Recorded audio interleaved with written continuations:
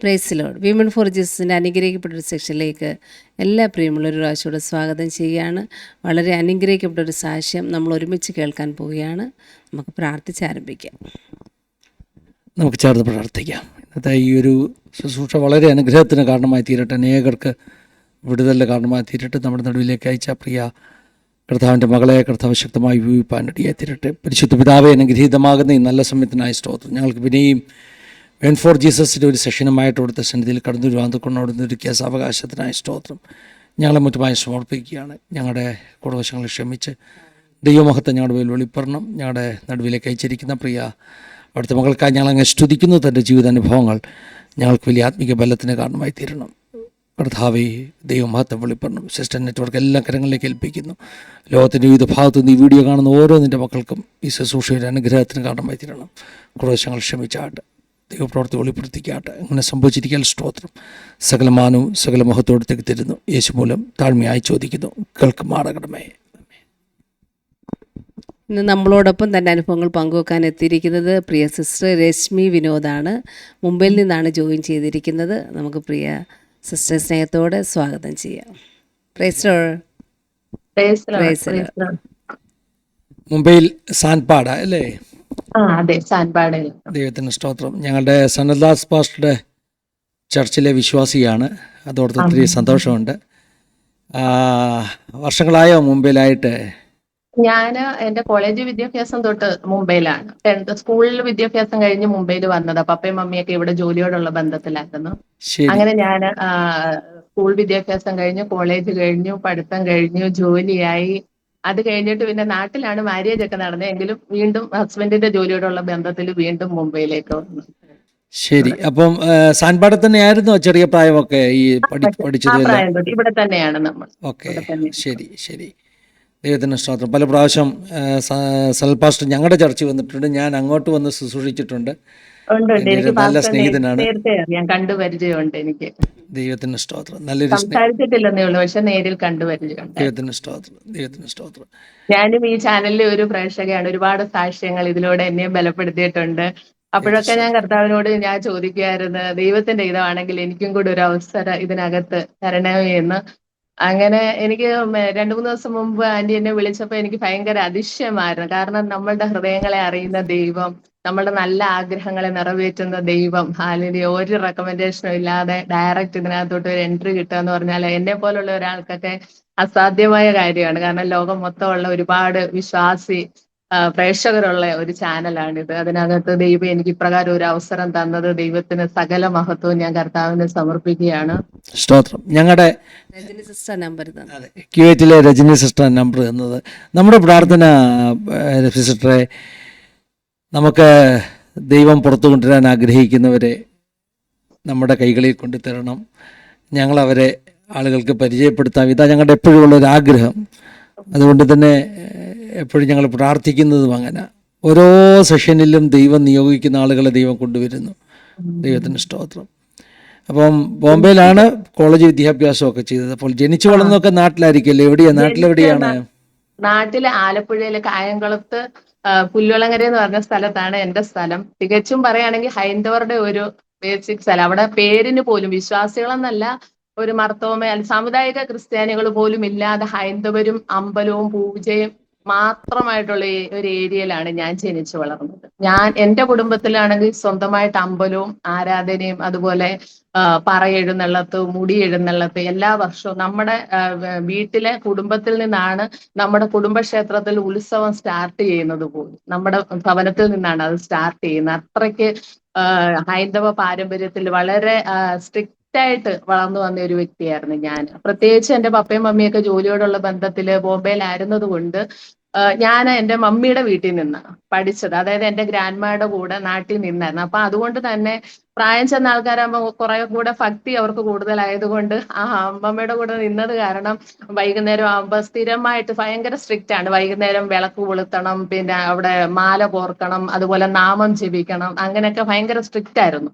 ആ കാര്യത്തിലൊക്കെ എൻ്റെ സ്കൂൾ വിദ്യാഭ്യാസം കഴിയുവോളം അതേ രീതിയിൽ ഒരു അണുവിട വ്യത്യാസമല്ലാതെ, അതുപോലെ ഭാഗവതം അങ്ങനെയുള്ള പുസ്തകങ്ങൾ വായിക്കുക, രാമായണം വായിക്കുക, അതിൻ്റെതായ ഹൈന്ദവപരമായ എല്ലാ ആചാരങ്ങളിലും ഒരു വിട്ടുവീഴ്ചയും ചെയ്യാത്ത ആളായിരുന്നു എൻ്റെ ഗ്രാൻഡ്മ. അപ്പം ആ അമ്മയുടെ കൂടാണ് ഞാൻ ആ 15 വയസ്സ് വരെ നിന്നത്. അതുകൊണ്ട് ഭയങ്കര ശക്തമായ ഒരു, ശരിക്കും പറഞ്ഞ ഒരു അമ്പലവാസി എന്ന് പറയാം, അങ്ങനത്തെ ഒരു ചുറ്റുപാടിൽ നിന്നാണ് ദൈവം എന്നെ വിളിച്ചു വേർതിരിച്ചത്. ഞാൻ എൻ്റെ സ്കൂൾ വിദ്യാഭ്യാസം കഴിഞ്ഞ് എനിക്ക് കോളേജിലേക്ക് അഡ്മിഷൻ എടുക്കുന്ന സമയത്ത് ഞാൻ പറഞ്ഞു എനിക്ക് എൻ്റെ പപ്പയുടെയും മമ്മിയുടെയും കൂടെ നിൽക്കണം, അതുകൊണ്ട് എനിക്ക് നാട്ടിൽ അഡ്മിഷൻ എടുക്കണ്ടെന്ന് പറഞ്ഞു. അങ്ങനെയാണ് എന്നെ ഇവിടെ പപ്പയും മമ്മി ഇവിടെ ജോലി ചെയ്യാറുണ്ട്. അങ്ങനെ ഞാൻ ഈ ബോംബെയിലേക്ക് വന്ന് അതെ. ഇവിടെ കോളേജിൽ അഡ്മിഷൻ എടുത്തത്. അങ്ങനെ പിന്നെ നിങ്ങളെ കുട്ടികൾ എത്ര പേരായിരുന്നു നിങ്ങളുടെ വീട്ടിലെ? എന്റെ വീട്ടിൽ ഞാനും എനിക്കൊരു ബ്രദറും ഉണ്ട്. ഞങ്ങൾ രണ്ടുപേരായിരുന്നു. ബ്രദർ ഇളയതാന്നോ? ഇളയതാണ്. ആളിതുവരെയും വിശ്വാസത്തിൽ വന്നിട്ടില്ല. ശരി. അവരിപ്പോഴും ഹൈന്ദവ പാരമ്പര്യത്തിൽ തന്നെ. മമ്മിയും പപ്പായും ഒക്കെയോ? മമ്മിയും പപ്പയും ഇപ്പം നമ്മൾ വിശ്വാസത്തിൽ വന്നതിന് ശേഷം ഓരോരോ ഘട്ടം ഘട്ടമായിട്ട് ദൈവം ഓരോരുത്തരെയായിട്ട് കൊണ്ടുവന്ന്, ഞാൻ ആദ്യം വന്നു, അത് കഴിഞ്ഞ് പിന്നെ പപ്പയും മമ്മിയും എല്ലാവരും സ്നാനപ്പെടാനൊക്കെ ദൈവം ഇടയാക്കി. ഇപ്പം ശരി. കുടുംബമായിട്ടായിരിക്കുന്നു. അപ്പൊ രശ്മി സിസ്റ്റർ ഒറ്റയ്ക്കാണ് ആദ്യ വിശ്വാസത്തിൽ ചുവടുകൾ വെക്കുന്നത് അല്ലേ? ഞാന് വിശ്വാസത്തിൽ വന്നതിന്റെ കാരണം എന്ന് വെച്ചാൽ, ഞാൻ ഇവിടെ വന്ന് കോളേജ് വിദ്യാഭ്യാസം പൂർത്തീകരിച്ച് ചെറുതായിട്ട് ഒരു ജോലിയിലൊക്കെ പ്രവേശിച്ച സമയത്താണ്.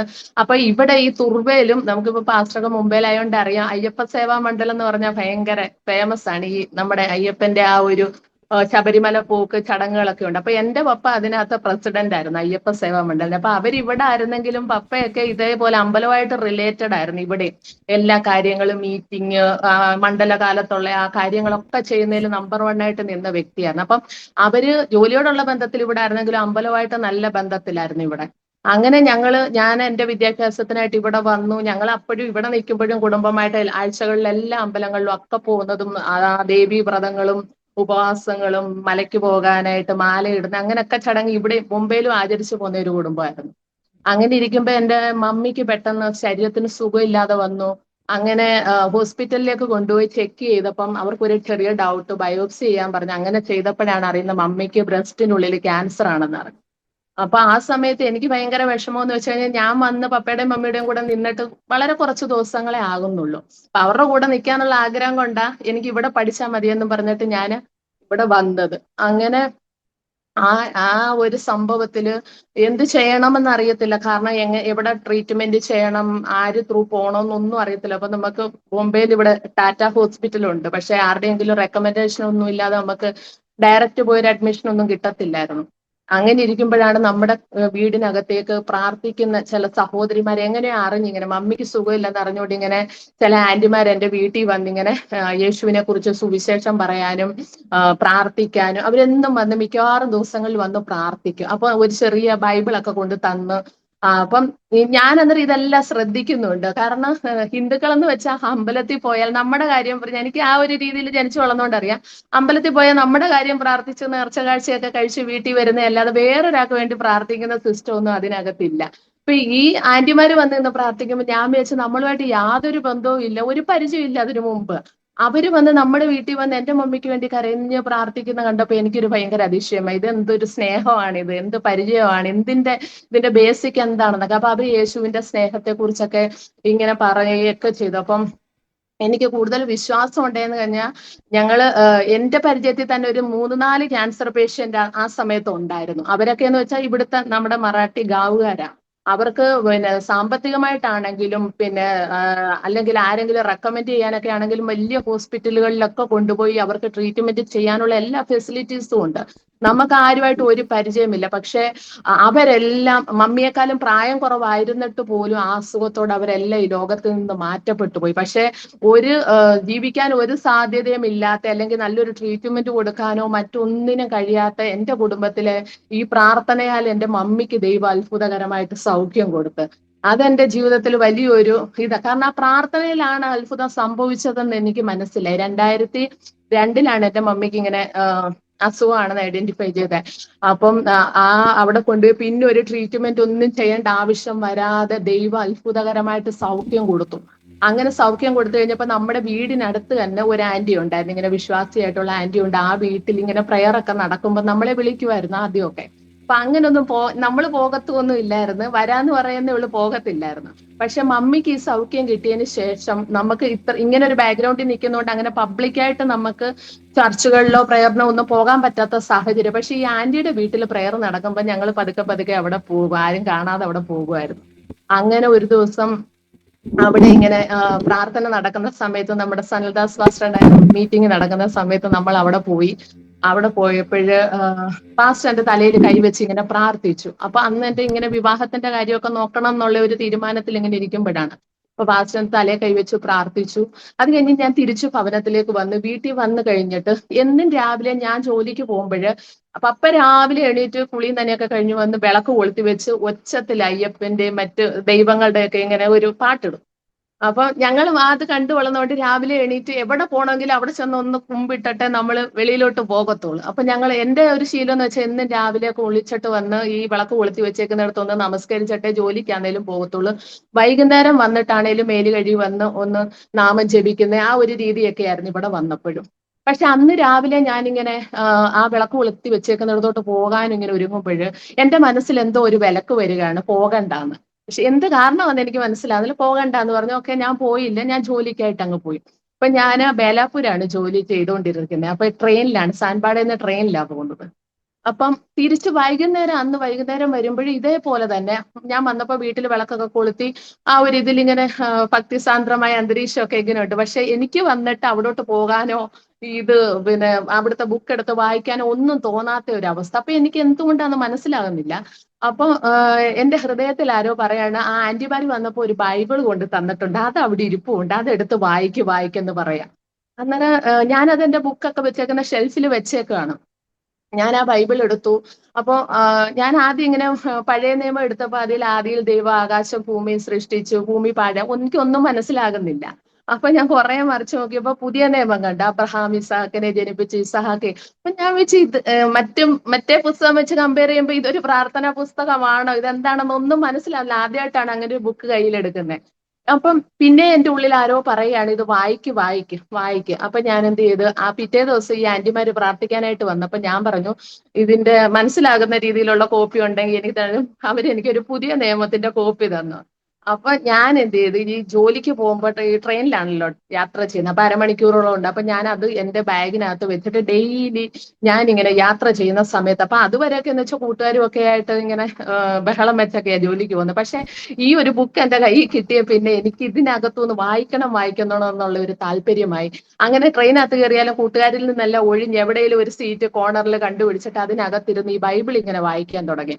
അപ്പൊ ഓരോ ദിവസം ഇങ്ങനെ ബൈബിൾ വായിച്ചുകൊണ്ടിരിക്കുമ്പോൾ യേശു കുഷ്ഠരോഗികളെ സൗഖ്യമാക്കുന്നു, യേശു പിന്നെ കുരുടർക്ക് കാഴ്ച കൊടുക്കുന്നു, ചെകിടർക്ക് കേൾവി കൊടുക്കുന്നു, മരിച്ചവരെ ഉയർപ്പിക്കുന്നു, ഭയങ്കര അത്ഭുതങ്ങൾ. അപ്പൊ ഞാൻ വിചാരിച്ചു ഇങ്ങനെ ഒരു ദൈവം ഉണ്ടോ. അപ്പൊ ഞാൻ ഇങ്ങനെ ഇത് വായിക്കും തോറും എനിക്ക് കർത്താവിനോടുള്ള സ്നേഹം വർദ്ധിക്കുകയാണ് അങ്ങ്. അപ്പൊ എന്റെ മനസ്സിൽ തോന്നുകയാണ്, ജീവിക്കുകയാണെങ്കിൽ ഇങ്ങനെയുള്ള ദൈവത്തിന് വേണ്ടി ജീവിക്കണം. ഈ കണ്ണും മൂക്കും ഒക്കെ വെച്ചുകൊണ്ടിരുന്നിട്ട് മിണ്ടാതെ പറയാതെ ഇതിന്റെ മുന്നിൽ പോയി മുട്ടുമടക്കുന്നതിൽ നല്ലത് ഇങ്ങനെ അത്ഭുതം ചെയ്യുന്ന ദൈവത്തിന് വേണ്ടി ജീവിക്കണം. പക്ഷെ വീട്ടിൽ പറഞ്ഞാൽ തല്ലി കൊല്ലും, അതുകൊണ്ട് പറയാൻ പറ്റത്തില്ല. രഹസ്യമായിട്ട് ഇങ്ങനെ ബൈബിൾ ഇങ്ങനെ വായിച്ച് ഇങ്ങനെ പോവാ. അപ്പൊ എന്റെ മമ്മി അറിയുന്നുണ്ട്, ഞാൻ ഈ ബൈബിൾ വായിക്കും തോറും എന്റെ വീട്ടിൽ നിന്നുള്ള എല്ലാ കാര്യങ്ങളിൽ നിന്നും ഞാൻ അങ്ങ് ഒഴിയുകയാണ്. അമ്പലത്തിൽ പോകാൻ വിളിച്ചാൽ പോകത്തില്ല, വിളക്ക് കൊളുത്താൻ പറഞ്ഞാൽ കൊളുത്തത്തില്ല, നാമം ജപിക്കാൻ പറഞ്ഞാൽ ജപിക്കത്തില്ല, അവിടെ വിളക്ക് കത്തിച്ചു വെച്ച ആ ഭാഗത്തോട്ടേ നോക്കാത്ത ഒരു അവസ്ഥയിലേക്ക് ബൈബിൾ വായിക്കും തോറും ഞാൻ തനിയെ ആരും പറഞ്ഞിട്ടോ ഫോഴ്സ് ചെയ്തോ ഒന്നുമല്ല, എന്നെ തനിയെ ദൈവത്തിന്റെ ആത്മാവ് അങ്ങ് മാറ്റിക്കൊണ്ട് പോവാണ്. എന്റെ ആ പാരമ്പര്യമായ എല്ലാത്തിൽ നിന്നും ദൈവം എന്നെ മാറ്റിക്കൊണ്ടുപോയി. അങ്ങനെ അപ്പൊ എന്റെ വ്യത്യാസം എന്റെ മമ്മിക്ക് കണ്ടപ്പോ മമ്മി പറഞ്ഞ് ഇത് ശരിയാകത്തില്ല. കാരണം മമ്മിക്ക് ദൈവം സൗഖ്യം കൊടുത്തു, പക്ഷെ എന്റെ വിവാഹം ആ സമയത്ത് നടന്നിട്ടില്ല. അപ്പൊ മമ്മി പറഞ്ഞ് നിന്നെ എന്തായാലും ഒരു ക്രിസ്ത്യാനി ചെറുക്കനെ കൊണ്ട് കെട്ടിക്കത്തില്ല, നീ എന്തായാലും ഒരു ഹിന്ദു ചെറുക്കനെ കെട്ടാൻ പറ്റത്തുള്ളൂ. അതുകൊണ്ട് ഇത് നമ്മുടെ കുടുംബത്തെ ഇതാക്കുന്നത്, അതുകൊണ്ട് ഇത് വിട്ടേക്ക്, രഹസ്യമായിട്ടുള്ള ഭക്തിയൊക്കെ മതി, ഇത്രയേ അങ്ങ് വേണ്ടാന്ന് പറഞ്ഞു. അപ്പൊ ഞാൻ പറഞ്ഞ് കർത്താവിന് എന്നെ ആവശ്യമുണ്ടെങ്കിൽ ദൈവം എനിക്ക് അങ്ങനെ ഒരുക്കി തരും. അത്ര എനിക്ക് അങ്ങനെ പ്രാർത്ഥിക്കാനൊന്നും അറിയത്തില്ല, ബൈബിള് വായിക്കുന്നതേ ഉള്ളൂ, പ്രാർത്ഥിക്കാനോ ഉപവസിക്കാനോ ഒന്നും അറിയത്തില്ല. അപ്പൊ ഞാൻ ആ മമ്മി പറയുമ്പോ എല്ലാം പറയും, കർത്താവിന് എന്നെ ആവശ്യമുണ്ടെങ്കിൽ എനിക്ക് അങ്ങനെ ഒരു ലൈഫ് ഒരുക്കി തരുമെന്ന് പറഞ്ഞ്. അങ്ങനെ ഇരിക്കുമ്പോഴ് ഇങ്ങനെ കുറെ ദിവസങ്ങൾ മുന്നോട്ട് പോയി കഴിഞ്ഞപ്പോഴത്തേക്ക് എനിക്ക് നാട്ടിലേക്ക് നമുക്ക് പോയിട്ട് വിവാഹത്തിന്റെ കാര്യങ്ങൾ നോക്കാൻ വേണ്ടി നാട്ടിലേക്ക് കടന്നുപോയി. നാട്ടിൽ ചെന്ന് കഴിഞ്ഞപ്പം വീട്ടുകാരില്ലേ കല്യാണം ആലോചിക്കുന്നത്, അപ്പൊ ഹൈന്ദവപരമായിട്ടുള്ള രീതിയിൽ ഹൈന്ദവ കുടുംബങ്ങളിൽ നിന്ന് തന്നെ വരും. അപ്പോഴും ഞാൻ ബൈബിള് വായനയും വീട്ടില് ആ പൂജയും കാര്യങ്ങളും ഒന്നും ചെയ്തില്ല. അപ്പൊ ഇവര് പറഞ്ഞു ബോംബെ പോയോണ്ട് മാറിയതാണെന്ന് വീട്ടിലെല്ലാരും പറയാൻ തുടങ്ങി. അപ്പോഴ് എന്റെ മമ്മിക്ക് അറിയാം ഞാനിങ്ങനെ രഹസ്യമായിട്ട് ബൈബിള് വായിക്കുന്നത്, മുറിക്കാത്തിരുന്ന് ഇങ്ങനെ പ്രാർത്ഥിക്കുന്നതൊക്കെ അറിയാം. അപ്പൊ രണ്ടു മൂന്ന് ഇങ്ങനെ ഹൈന്ദവ കുടുംബത്തിൽ നിന്ന് ആലോചനയെല്ലാം വന്നു കഴിഞ്ഞിട്ട് ഒരു കുടുംബത്തിൽ നിന്ന് ഒരു അപ്പനും അമ്മയും അവരുടെ റിലേറ്റീവ്സ് എല്ലാരും കൂടെ, ചെറുക്കനില്ല, അവരുടെ വീട്ടുകാരെല്ലാരും കൂടെ വന്ന് പെണ്ണിനെ എന്നെ കണ്ടു, ഇഷ്ടപ്പെട്ടു. അപ്പം നമ്മുടെ വീട്ടുകാർക്കും അങ്ങോട്ടും ഇങ്ങോട്ടും എല്ലാം ഇഷ്ടപ്പെട്ട് ഞങ്ങൾ തമ്മിൽ കാണുന്നില്ല.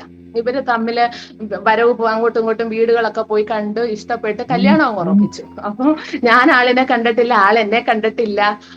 അപ്പോഴും ഞാൻ ഈ ബൈബിൾ വായിക്കുമ്പോൾ അമ്മ പറയും ഇനി മതി മതി, നിർത്ത്, ഇനി വേണ്ട, ബൈബിൾ എടുത്തുള്ള ഈ പരിപാടി ഒന്നും വേണ്ട എന്ന് പറയുമ്പോൾ ഞാൻ പറയില്ലല്ല, കർത്താവിന് എന്നെ ആവശ്യമുണ്ടെങ്കിൽ ദൈവം അങ്ങനെ ഒരുക്കി തരും. അപ്പൊ അമ്മ പറഞ്ഞു ഇനി എന്തോന്ന് പ്രതീക്ഷിക്കാൻ, ഇനി നിന്റെ കല്യാണം ഉറപ്പിച്ചില്ലേ ഹിന്ദു ചെറുക്കനുമായിട്ട്. അങ്ങനെ ഞാൻ ഇങ്ങനെ ഇരിക്കുമ്പോഴ് അപ്പൊ ഞങ്ങൾ തമ്മിൽ കണ്ടിട്ടില്ല. ആളന്നേരം ഡൽഹിയിൽ വർക്ക് ചെയ്യാണ്, ഞാൻ മുംബൈന്ന് ചെന്നൈയല്ലേ. അപ്പൊ വീട്ടുകാർ തമ്മിൽ ഡേറ്റ് വരെ ഫിക്സ് ചെയ്തു, കല്യാണത്തിന്റെ ഡേറ്റ് ഫിക്സ് ചെയ്തു. ഫിക്സ് ചെയ്ത് കഴിഞ്ഞപ്പോൾ നമുക്ക് നമ്പർ തന്നു, തമ്മിൽ സംസാരിക്കാൻ വേണ്ടി നമ്പർ തന്നു.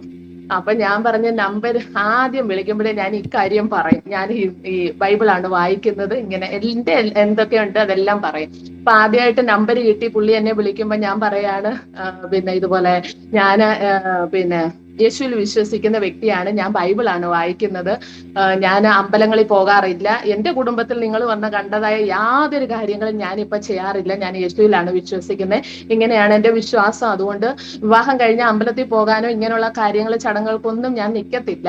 താല്പര്യം ഇല്ലാന്നുണ്ടെങ്കിൽ ഇപ്പോഴേ വീട്ടിലോട്ട് വിളിച്ചു പറഞ്ഞു എനിക്ക് ഈ കല്യാണത്തിന് താല്പര്യം ഇല്ല എന്ന് പറഞ്ഞാൽ മതി എന്ന് പറഞ്ഞു. അപ്പോ പെട്ടെന്ന് ഫോൺ അങ്ങ് ഡിസ്കണക്ട് ആയി. അപ്പൊ ഞാൻ കരുതി അവർക്ക് ഇഷ്ടപ്പെട്ട് കാണത്തില്ല, കാരണം ഹൈന്ദവ കുടുംബത്തിൽ നിന്നാണല്ലോ കല്യാണം എല്ലാം വന്നേക്കുന്നത്. അപ്പൊ ഞാനിത് പറഞ്ഞു കഴിഞ്ഞിട്ട് ഇഷ്ടപ്പെടാത്ത. അപ്പൊ എന്റെ പ്രതീക്ഷ എന്താണ്, ഇപ്പൊ വീട്ടിലോട്ട് വിളിച്ചിട്ട് എന്റെ പപ്പയോടോ മമ്മിയോടോ ആരുടെയും പറയും എനിക്ക് നിങ്ങളുടെ പെണ്ണിനെ വേണ്ട, ഇങ്ങനെ പറഞ്ഞു, കല്യാണത്തിൽ നിന്ന് പിന്മാറുകയാണെന്ന് പറയും. എന്നിങ്ങനെ ഇരിക്കുമ്പോ ഒരു 10 മിനിറ്റ് കഴിയുമ്പോ ഒരു ഫോൺ വരികയാണ്. അപ്പൊ ഞാൻ എടുക്കുമ്പോൾ എന്നോട് പറയണ പ്രേസ് ദി ലോർഡ് സിസ്റ്റർ, ഞാൻ വിനോദിന്റെ ചർച്ചിലെ പാസ്റ്റർ ആണെന്ന്. അപ്പൊ ഈ വിനോദ് എന്ന് പറഞ്ഞ എന്റെ ഹസ്ബൻഡാണ്. അപ്പൊ പുള്ളിയുടെ ചർച്ചിലെ പാസ്റ്റർ ആണ് എന്നെ വിളിക്കുന്നത്, പറയും പ്രേസ് ദി ലോർഡ് സിസ്റ്റർ, ഞാൻ വിനോദിന്റെ ചർച്ചിലെ പാസ്റ്റർ ആണെന്ന്. അപ്പൊ എനിക്ക് സന്തോഷം അടക്കാൻ പോയി, അവർക്ക് അതിലും ഒരു അത്ഭുതകരമാണ്. കാരണം അവര് 3 മാസമായിട്ട് ഉപവസിച്ച് പ്രാർത്ഥിക്കുകയാണ് ഇങ്ങനെ ഒരു വിഷയത്തിന്. കാരണം പുള്ളി വിശ്വാസത്തിൽ വന്ന അങ്ങനെ ഒരു ഘട്ടത്തിലൂടെയായിരുന്നു. അതിന് കാരണം എന്ന് വെച്ചാല് 2002 പുള്ളി എല്ലാറ്റില് ഡൽഹിയിൽ വർക്ക് ചെയ്യുന്ന സമയത്ത് പിന്നെ പുള്ളിയുടെ ഇതുപോലെ നാട്ടില് പുള്ളിയുടെ വിവാഹം നോക്കാൻ വേണ്ടി ഇങ്ങനെ മമ്മിയൊക്കെ പോയി ഒരു പെണ്ണിനെയൊക്കെ കണ്ടിട്ട് അത് ഇഷ്ടപ്പെട്ടെങ്കിൽ ഉറപ്പിക്കാൻ വേണ്ടി ആളിനോട് പെണ്ണിനെ കാണാൻ നാട്ടിൽ ചെല്ലാൻ പറഞ്ഞു. അപ്പോ അതിന് ലീവ് ചോദിക്കാനായിട്ട് ഓഫീസിൽ ചെന്നപ്പം അവരുടെ മാനേജർ പറഞ്ഞു നീ സൈറ്റിൽ ചെന്നിട്ട് നീ ചെയ്തുകൊണ്ടിരുന്ന വർക്ക് കൂട്ടുകാരെ പറഞ്ഞേൽപ്പിച്ചിട്ട് പോ, ഒരാഴ്ചത്തേക്ക് എങ്ങനെ ചെയ്യണമെന്ന് പറഞ്ഞിട്ട് ഒരാഴ്ചത്തെ ലീവ് എടുത്ത് പോകാൻ പറഞ്ഞു. പുള്ളി അത് പറഞ്ഞു കൊടുക്കാനായിട്ട് സൈറ്റിൽ പോയി. അവിടെ ചെന്ന് ഇങ്ങനെ നിൽക്കുമ്പോൾ കൺസ്ട്രക്ഷൻ സൈറ്റ് ആണ്. അപ്പൊ പുള്ളി ഇങ്ങനെ കൂട്ടുകാരനുമായിട്ട് ഈ വർക്കിന്റെ കാര്യം പറഞ്ഞുകൊണ്ടിരിക്കുമ്പോ പുള്ളി നിൽക്കുന്നതിന്റെ തൊട്ട് സൈഡില് വലിയൊരു പില്ലർ, കോൺക്രീറ്റിന്റെ പില്ലർ ചാരി വെച്ചിട്ടുണ്ടായിരുന്നു. പുള്ളി അതിന്റെ സൈഡിൽ നിന്നിങ്ങനെ വർത്താനം പറഞ്ഞുകൊണ്ടിരിക്കുമ്പോ അവിടെ വർക്ക് ചെയ്തുകൊണ്ടിരുന്ന ഒരു ക്രെയിൻ വന്നിട്ട് ഈ പില്ലറയിൽ തട്ടിയത് വശം ഈ പില്ലർ മറിഞ്ഞിട്ട് പുള്ളിയുടെ കാലയിലോട്ട് അടിച്ചങ്ങ് വീണതു. അടിച്ചു വീണ് ആളടിയിലായിപ്പോയി, പില്ലർ മുകളിലും. അപ്പൊ അത് ആർക്കും പൊക്കിയെടുക്കാൻ പറ്റത്തില്ല, നല്ല വെയിറ്റ് ഉള്ള സാധനം. അപ്പൊ ഇവര് വേറൊരു ക്രെയിൻ കൊണ്ടുവന്ന് ഈ പില്ലർ എടുത്ത് മാറ്റിയിട്ട് ആളിനെ വലിച്ചെടുത്തപ്പോഴത്തേക്ക് ഈ മുട്ടിന്റെ താഴെ വെച്ച് 2 കാലും ശരീരത്തിൽ നിന്ന് വേർപെട്ടു പോയി. വേർപെട്ടെന്ന് വെച്ച് കഴിഞ്ഞാൽ ഈ മുട്ടിന് താഴെ വെച്ചുള്ള നമ്മുടെ അസ്ഥി ഉണ്ടല്ലോ, വലിയ അസ്ഥി എന്ന് പറയാനില്ല, പൗഡർ പോലായിപ്പോ. എന്നിട്ട് മാംസം എല്ലാം കൂടെ അങ്ങ് ചതഞ്ഞ് നിലത്തോടങ്ങ് പറ്റി മണ്ണും പൊടിയും ചെളിയും ആ ഒരു അവസ്ഥയിൽ ആണ്. അപ്പൊ ആളിനെ വേറെ, ഈ ശരീരത്തിന്റെ കാലെന്ന് പറയാനില്ല, നമ്മൾ മട്ടൻ കടയിൽ പോയി മട്ടൻ വാങ്ങിച്ചാൽ എങ്ങനെ ഇരിക്കും അതുപോലായിപ്പോയി, ചതഞ്ഞരഞ്ഞ അസ്ഥിയും എല്ലാം കൂടെ ഒരു മാംസ കഷ്ണമായിട്ട് വാരിയെടുത്ത് ആളിനെ വേറെ കാല് വേറെ ആയിട്ട് ഹോസ്പിറ്റലിൽ കൊണ്ടുപോയി.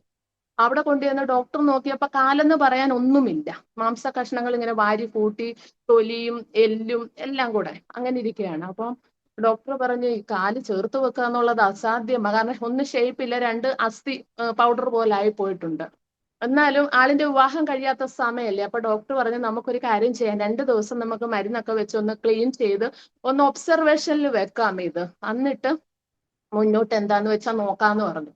അങ്ങനെ ഇവര് 2 ദിവസത്തേക്ക് ഒബ്സർവേഷനിൽ വെച്ച് പുള്ളിയെ അഡ്മിറ്റ് ചെയ്ത്, പുള്ളി ഇങ്ങനെ കിടക്കയിൽ കിടക്കുകയാണ്. അടുത്ത് തന്നെ ബെഡിന്റെ അടുത്ത് ഒരു സ്റ്റാൻഡിൽ ഈ 2 കാലുകളും ഇവര് മരുന്നൊഴിച്ച് ക്ലീൻ ചെയ്ത് ആ മാംസം ഇങ്ങനെ വെച്ചിരിക്കുകയാണ്.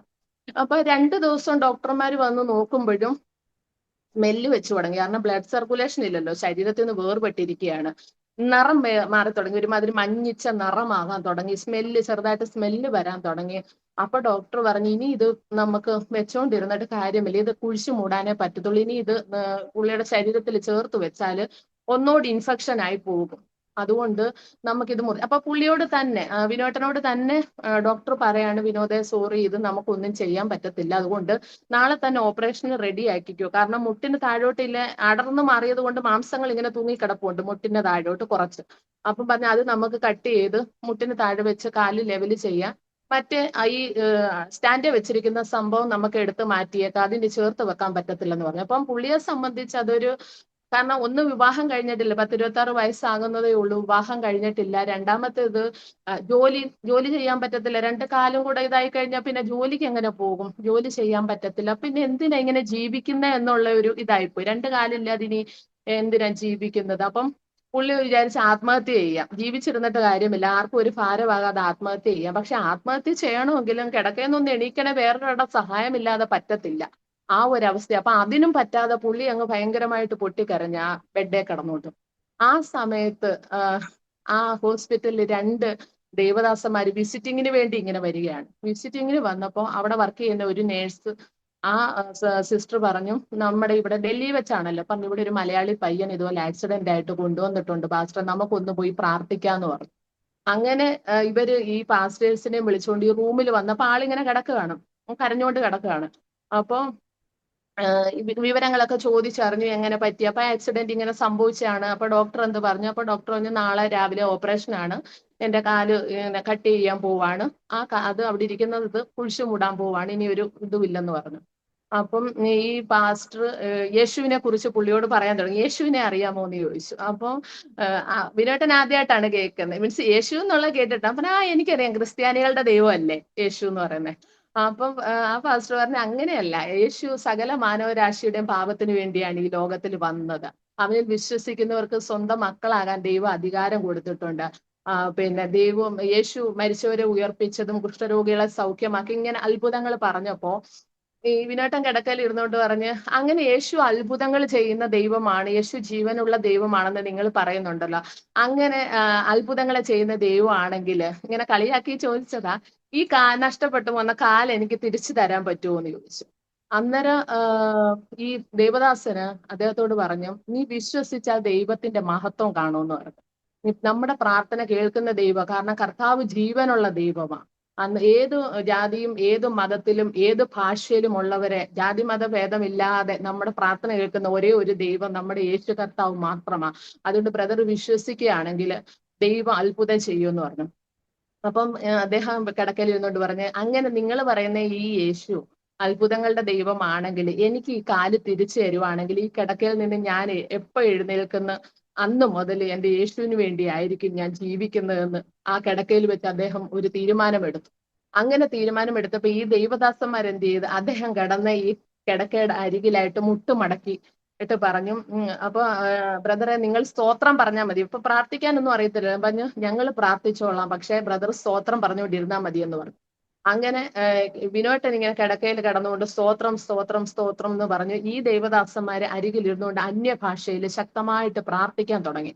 ഒരു 10-15 മിനിറ്റോളം. അപ്പം വിനോട്ടൻ അറിയത്തില്ലല്ലോ അന്യഭാഷ എന്താണെന്ന്, എങ്ങനെ ഒന്നും അറിയത്തില്ല. പുള്ളി കണ്ണടച്ച് സ്തോത്രം സ്തോത്രം പറയുന്നുണ്ട്, കരയുകയും ചെയ്യുന്നുണ്ട്. ഈ ദേവദാസന്മാര് 2 പേരും കൂടെ കിടക്കയുടെ അരികിൽ കൈകോർത്ത് പിടിച്ച് അന്യഭാഷയിൽ ശക്തമായിട്ട് അങ്ങനെ പ്രാർത്ഥിച്ചു.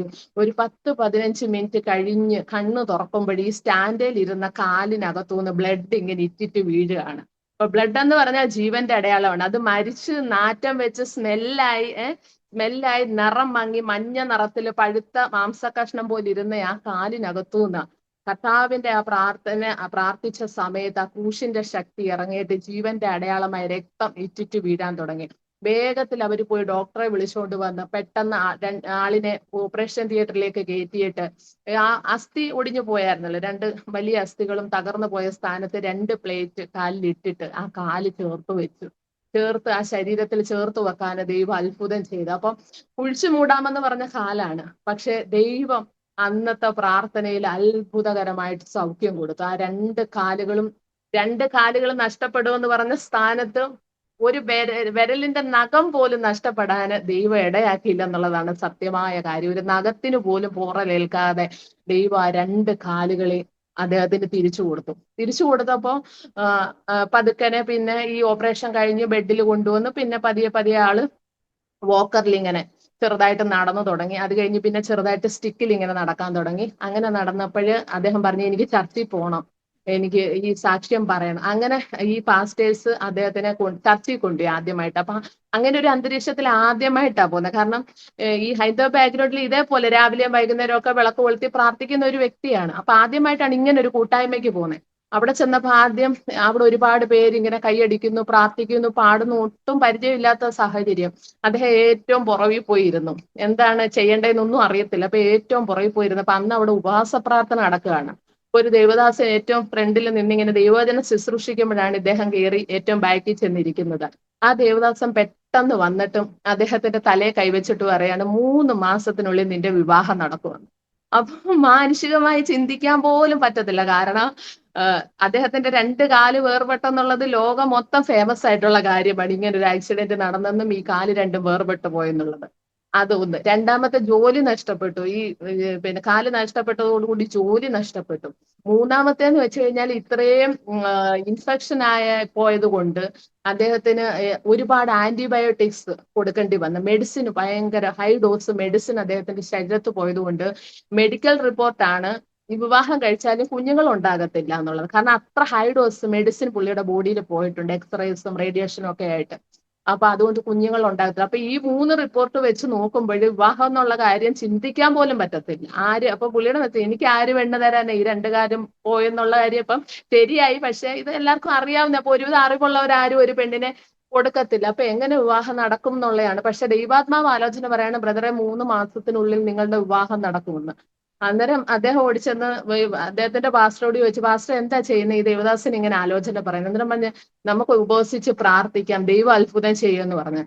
അപ്പം എന്റെ ഹസ്ബൻഡ് പറഞ്ഞ്, അന്നാ ഒരു കാര്യം ചെയ്യും, എനിക്ക് അങ്ങനെ വിവാഹം നടക്കുമെങ്കിൽ എനിക്ക് എന്തായാലും ഒരു ഹിന്ദു പെണ്ണിനെ വേണ്ട, എന്തായാലും കർത്താവ് എനിക്ക് വേണ്ടി ഇത്രയും അത്ഭുതം ചെയ്ത്, അതുകൊണ്ട് ഇനി അഥവാ കല്യാണം നടക്കുവാണെങ്കിൽ യേശുവിനെ അറിഞ്ഞ ഒരു പെണ്ണിനെ മതി എനിക്ക്. പക്ഷെ അപ്പനും അമ്മയ്ക്കും ഒരു മോനാണ്, 2 സഹോദരിമാരാണ്. അപ്പൊ അതും ഈ പറഞ്ഞ പോലെ എന്തായാലും ഒരു ക്രിസ്ത്യാനി പെണ്ണിനെ കെട്ടിച്ചു കൊടുക്കത്തില്ല അവരുടെ വീട്ടുകാര്. അന്നേരം പാസ്റ്ററോട് പറഞ്ഞപ്പം പാസ്റ്റർ പറഞ്ഞു, ഒരു കാര്യം ചെയ്യും, നമുക്ക് ഉപവസിച്ച് പ്രാർത്ഥിക്കാം, ദൈവം വഴി ഒരുക്കുമെന്ന് പറഞ്ഞു.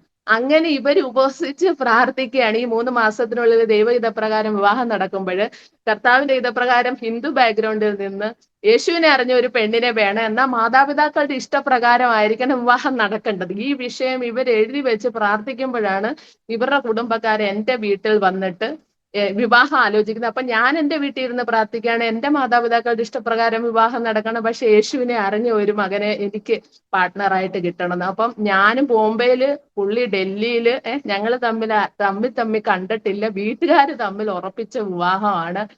വിവാഹത്തിന് 4 ദിവസം മുമ്പാണ് ഞങ്ങൾ തമ്മിൽ കാണുന്നത്. അപ്പം നാട്ടിൽ ആള് വന്നു കഴിഞ്ഞപ്പം പുള്ളിക്ക് ഈ കാല് ചേർത്ത് വെച്ചതായിട്ട് നടക്കുമ്പോ ഒരു മിസ്റ്റേക്ക് ഉണ്ടായിരുന്നു. അപ്പൊ തന്നെ വീട്ടിൽ എല്ലാവർക്കും അതൊരു വിഷമമായിരുന്നു, ഇത് വേണോ, ഇത് നടത്തണോ എന്ന്. കാരണം വീട്ടുകാരായിട്ട് തീരുമാനിച്ച വിവാഹമായതുകൊണ്ട്.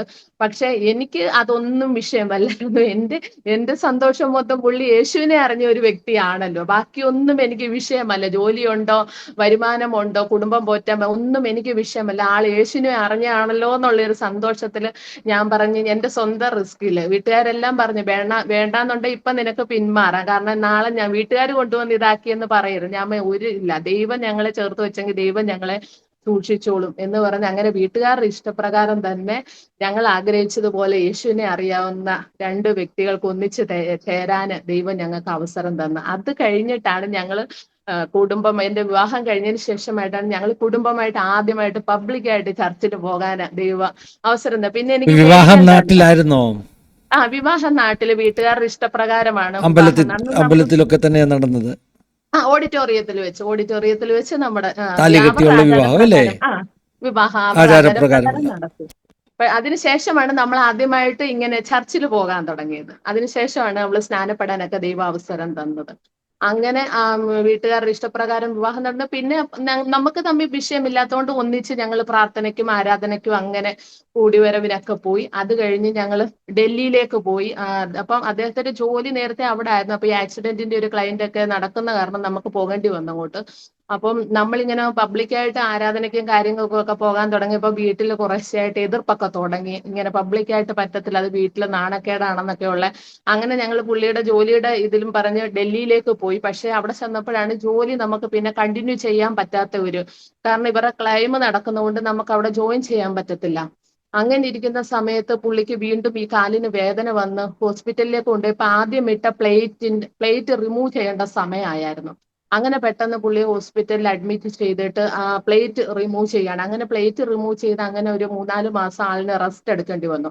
അപ്പോൾ ഞങ്ങൾ ഇവിടുന്ന് ആദ്യമായിട്ട് ചെല്ലുന്നത് തന്നെ 31st മീറ്റിങ്ങിലോട്ടാണ്. ഞങ്ങൾ സ്റ്റേഷനിൽ നിന്ന് ഇറങ്ങിയപ്പോൾ തന്നെ പുള്ളിയുടെ പാസ്റ്റർ വിളിച്ചിട്ട് പറഞ്ഞു, ഇന്ന് 31st നൈറ്റ് പ്രയറാ, അങ്ങോട്ട് എല്ലാം പറഞ്ഞു. അപ്പൊ ഞങ്ങൾ ആ മീറ്റിങ്ങിലാണ് ആദ്യമായിട്ട് പെട്ടിയും കൊണ്ട് ചെല്ലുന്നത്. അവിടെ അന്ന് രാത്രി മൊത്തം അവിടെ ഇരുന്ന് പ്രാർത്ഥിച്ചു.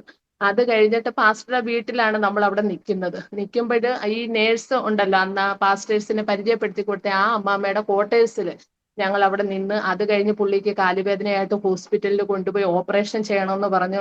അപ്പൊ വീട്ടിൽ എനിക്ക് അങ്ങനെ പറയാനും പറ്റത്, കാരണം റിസ്ക് എല്ലാം ഞാൻ ഏറ്റെടുത്തോളാം എന്നൊക്കെ പറഞ്ഞ് വന്നെങ്കിൽ ഇത്രയും വലിയ റിസ്ക് ഞാനും പ്രതീക്ഷിച്ചില്ല. അപ്പൊ ഈ ഓപ്പറേഷൻ തിയേറ്ററിലേക്ക് കൊണ്ടുപോയി ഓപ്പറേഷൻ കഴിഞ്ഞിട്ട് ഡോക്ടർ ഒരു പാക്കറ്റ് എൻ്റെ കൈ കൊണ്ട് തന്ന്.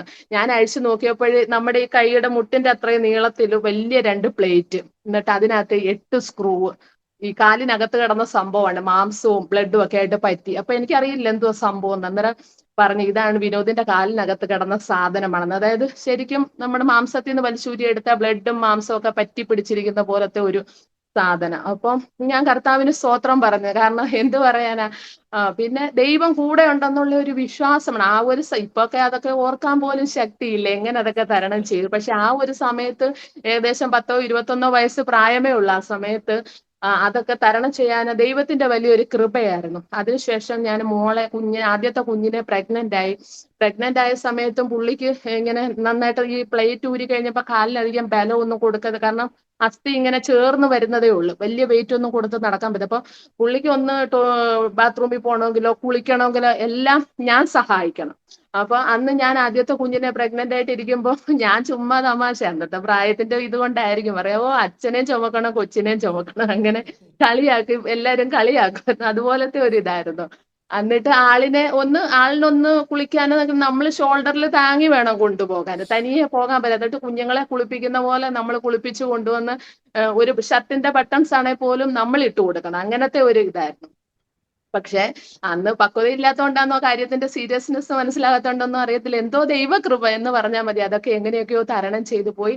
അങ്ങനെ പിന്നെ മോളുടെ ആ സമയത്ത് ഞങ്ങൾ ഈ ഓപ്പറേഷൻ പുള്ളിയുടെ ഈ പ്ലേറ്റ് എടുത്തു കഴിഞ്ഞപ്പോഴും നമുക്കൊരു റൂം താമസിക്കാനായിട്ട് വേണം, ആളിന് ജോലിയും കാര്യങ്ങളും ഒന്നുമില്ല. അപ്പോൾ എന്ത് ചെയ്യും, എവിടോട്ട് പോകും എന്നുള്ള. അപ്പം ഹോസ്പിറ്റലിന്റെ അടുത്ത് തന്നെ നമുക്കൊരു സിംഗിൾ റൂം എടുത്തു നമ്മൾ, പുള്ളിക്ക് ഒന്നിടവിട്ട് ഡ്രസ്സിങ്ങിന് കൊണ്ടുപോകേണ്ടത് കൊണ്ട്. ആ റൂം എടുത്തപ്പോൾ നമ്മൾ ആ റൂമിനകത്ത് ചെല്ലുമ്പോൾ ഒരു റൂം പ്ലെയിൻ ആയിട്ട് ഒരു റൂമാണ്, അതിനകത്ത് ഒരു സാധനങ്ങളുമില്ല. നമ്മൾ താമസിക്കാൻ എടുത്തതാണ്. അപ്പൊ ഞങ്ങളുടെ കയ്യിൽ ഞങ്ങളുടെ പെട്ടിയും ഞങ്ങളുടെ തുണി അല്ലാതെ ഒരു സാധനമില്ല ആ റൂമിനകത്ത്. ഞങ്ങൾ അവിടെ ചെന്ന് നിൽക്കുമ്പോൾ പുള്ളി അവിടെ ഒരു കസേരയിൽ, ഞാൻ നോക്കിയപ്പോൾ തൊട്ടപ്പുറത്ത് ഒരു വീടിന്റെ ബാൽക്കണിയിൽ ഒരു ചെയർ കിടപ്പുണ്ട്, ആളിനെ കൊണ്ടുവന്ന് ഞാൻ അവിടെ ഇരുത്തി കഴിഞ്ഞിട്ട് ഇവര് റൂമിന്റെ ചാവി തന്ന് ഞാൻ റൂം തുറന്നു നോക്കുമ്പോൾ അതിനകത്ത് ഒരു സാധനങ്ങളും ഇല്ല, പൊടി പിടിച്ച് കിടക്കുന്ന ഒരു റൂമാണ്. ഞാൻ വെച്ച് ദൈവമേ ഇതിനകത്ത് എങ്ങനെ പുള്ളിയെ നമ്മൾ ഇരുത്തുവോ കിടത്തുവോ ഒക്കെ ചെയ്യുന്നത്.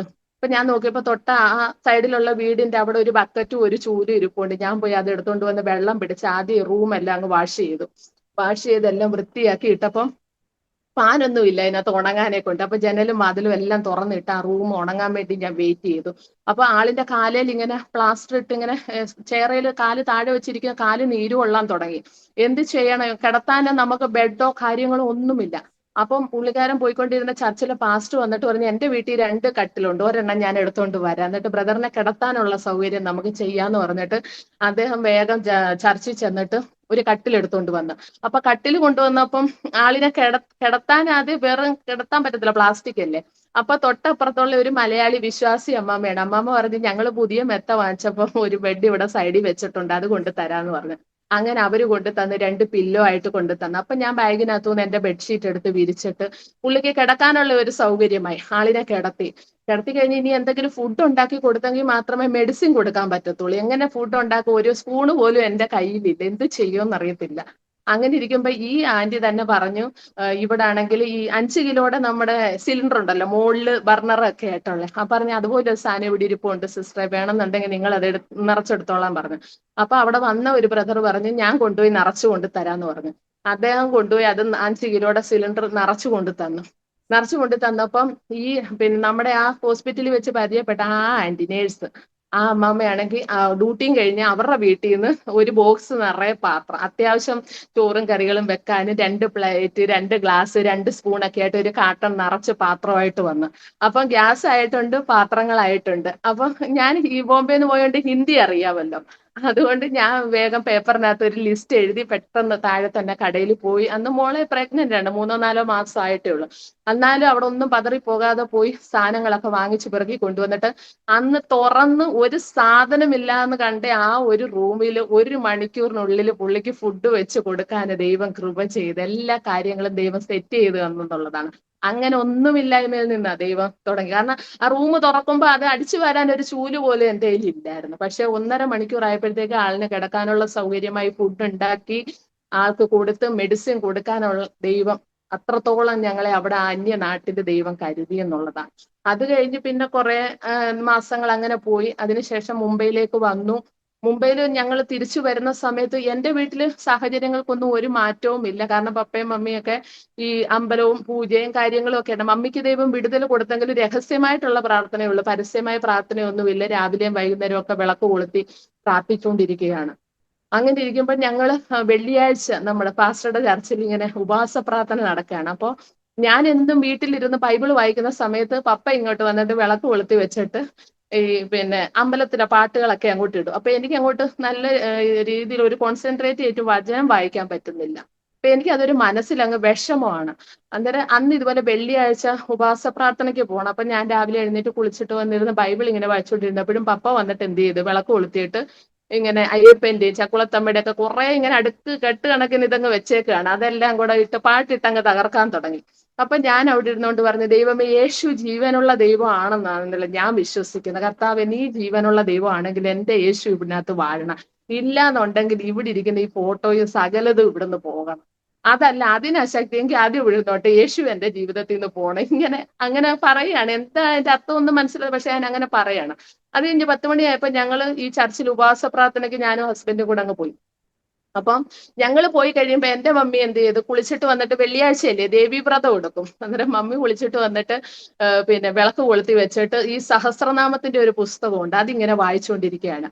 ഞങ്ങൾ ചർച്ചിൽ പോയിട്ട് ഞാനും എൻ്റെ പിന്നെ ബിനോട്ടനും കൂടെ ഞങ്ങൾ പരിശുദ്ധാത്മാവിൽ അന്യഭാഷയോടെ ശക്തമായിട്ട് ആരാധന നടക്കുകയാണ്. ചർച്ചിനകത്ത് ഭയങ്കര ആരാധന നടക്കുകയാണ്. അപ്പം ഞങ്ങൾ സ്നാനപ്പെട്ടിട്ടില്ല ആ സമയത്ത്. അപ്പൊ സ്നാനപ്പെടുന്നതിന് മുമ്പേ ദൈവം പരിശുദ്ധാത്മാവിനെ തന്നെ എനിക്ക് അന്യഭാഷയിൽ ഞാൻ ആരാധിക്കുമായിരുന്നു.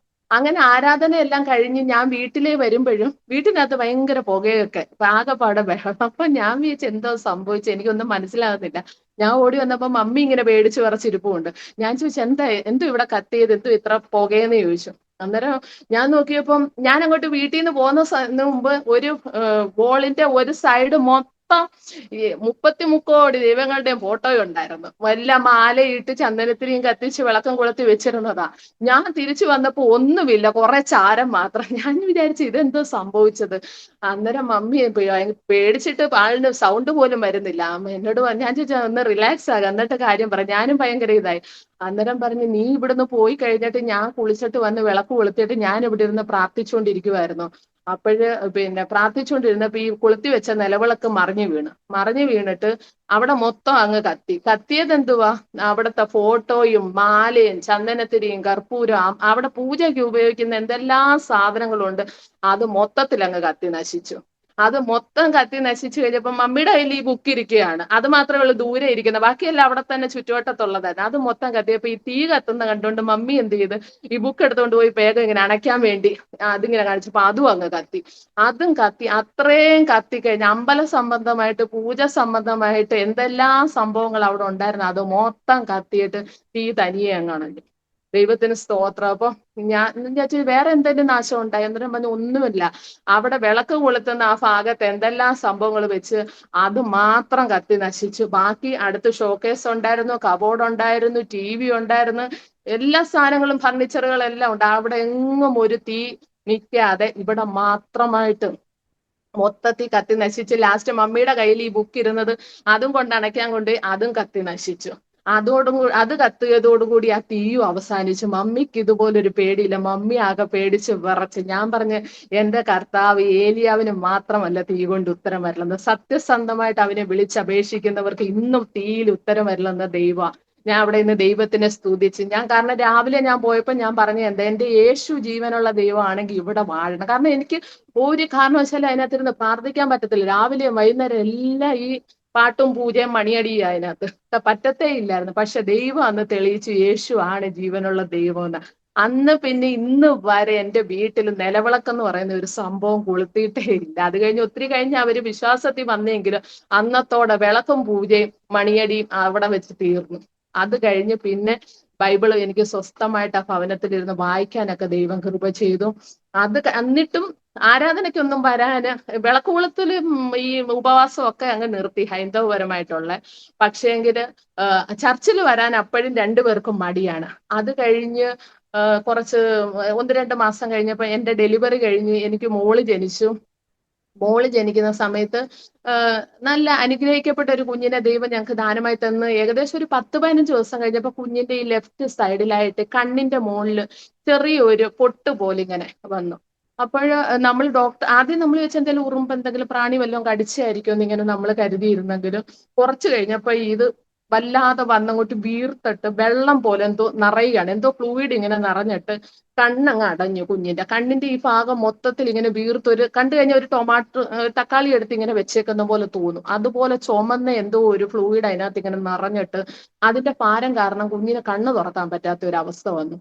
അന്നേരം നമ്മൾ പെട്ടെന്ന് ഡോക്ടറെ കൊണ്ട് കാണിച്ചപ്പോൾ ഡോക്ടർ പറഞ്ഞു ഇങ്ങനെ ബോംബെയിൽ KM ഹോസ്പിറ്റലിൽ കാണിക്കാൻ പറഞ്ഞു. അങ്ങനെ നമ്മൾ അവിടേക്ക് വീണ്ടും ഷിഫ്റ്റ് ചെയ്ത് അപ്പൊ ഏകദേശം 15 ദിവസം ആയതേ ഉള്ളൂ കുഞ്ഞ് ജനിച്ചിട്ട്. അങ്ങനെ അവിടെ കൊണ്ടുചെന്ന് ഡോക്ടർമാർ ചെക്ക് ചെയ്തിട്ട് പറഞ്ഞു ഇതൊരു അബ്നോർമൽ ആയിട്ടുള്ള ഗ്രോത്ത് ആണ്, ഇത് മാറണം എന്നുണ്ടെങ്കിൽ കുഞ്ഞിനെ ഓപ്പറേഷൻ ചെയ്യണമെന്ന് പറഞ്ഞു. അപ്പൊ ഈ 15 ദിവസമേ ആയിട്ടുള്ളൂ കുഞ്ഞിന്. ഇത് ഓപ്പറേഷൻ ചെയ്യണം. എന്നിട്ട് ഡോക്ടർ പറയാണ് ഓപ്പറേഷൻ ചെയ്ത ഒന്നെങ്കിൽ കുഞ്ഞിന്റെ കണ്ണിന്റെ കാഴ്ച പോകും, അല്ല എന്നുണ്ടെങ്കിൽ കുഞ്ഞിന് ബുദ്ധിപരമായിട്ട് എന്തെങ്കിലും സംഭവിക്കും, മന്ദബുദ്ധി പോലെ ആയിപ്പോകും. ഈ 2 കാര്യങ്ങളിൽ ഏതെങ്കിലും ഒന്ന് സംഭവിക്കും. പക്ഷെ ഓപ്പറേഷൻ കൂടാതെ ഇത് സൗഖ്യമാകത്തില്ലെന്ന് പറഞ്ഞു. അപ്പൊ ഞാൻ എന്റെ മനസ്സിൽ ഓർക്കുകയാണ്, എന്റെ മമ്മിക്ക് ക്യാൻസർ ആണെന്ന് പറഞ്ഞെടുത്ത് ദൈവ സൗഖ്യം കൊടുത്തു. എന്റെ ഹസ്ബൻഡിന്റെ 2 കാലും എന്നേക്കും നഷ്ടപ്പെട്ടു പോകുമെന്ന് പറഞ്ഞ സ്ഥാനത്ത് 2 കാലും ദൈവം തിരിച്ചു കൊടുത്തെങ്കിൽ എന്റെ കുഞ്ഞിനും ഓപ്പറേഷൻ കൂടാതെ ദൈവം സൗഖ്യം കൊടുക്കും. അതുകൊണ്ട് ഞാൻ ഡോക്ടറോട് പറഞ്ഞു എനിക്ക് ഓപ്പറേഷൻ ചെയ്യണ്ട, നിങ്ങൾ ഡിസ്ചാർജ് എഴുതി തരാൻ പറഞ്ഞു. അപ്പൊ ഡോക്ടർ പറഞ്ഞ് നിങ്ങൾക്ക് ഭ്രാന്താണോ, ഇത് ഈ കുഞ്ഞിന് ഇതുപോലെ ഗ്രോത്ത് ആണ്, ഇത് വളർന്ന് മുഖത്തും മൊത്തം പടർന്നു കഴിഞ്ഞാൽ കുഞ്ഞിന്റെ ജീവന് പോലും അപകടമാണ്. ഞാൻ പറഞ്ഞില്ല, ഇതിലും വലുത് എന്റെ ജീവിതത്തിൽ അത്ഭുതം ദൈവം പ്രവർത്തിച്ചിട്ടുണ്ടെങ്കിൽ ഓപ്പറേഷൻ കൂടാതെ എന്റെ കുഞ്ഞിനെയും ദൈവം സൗഖ്യമാക്കും എന്ന് പറഞ്ഞു.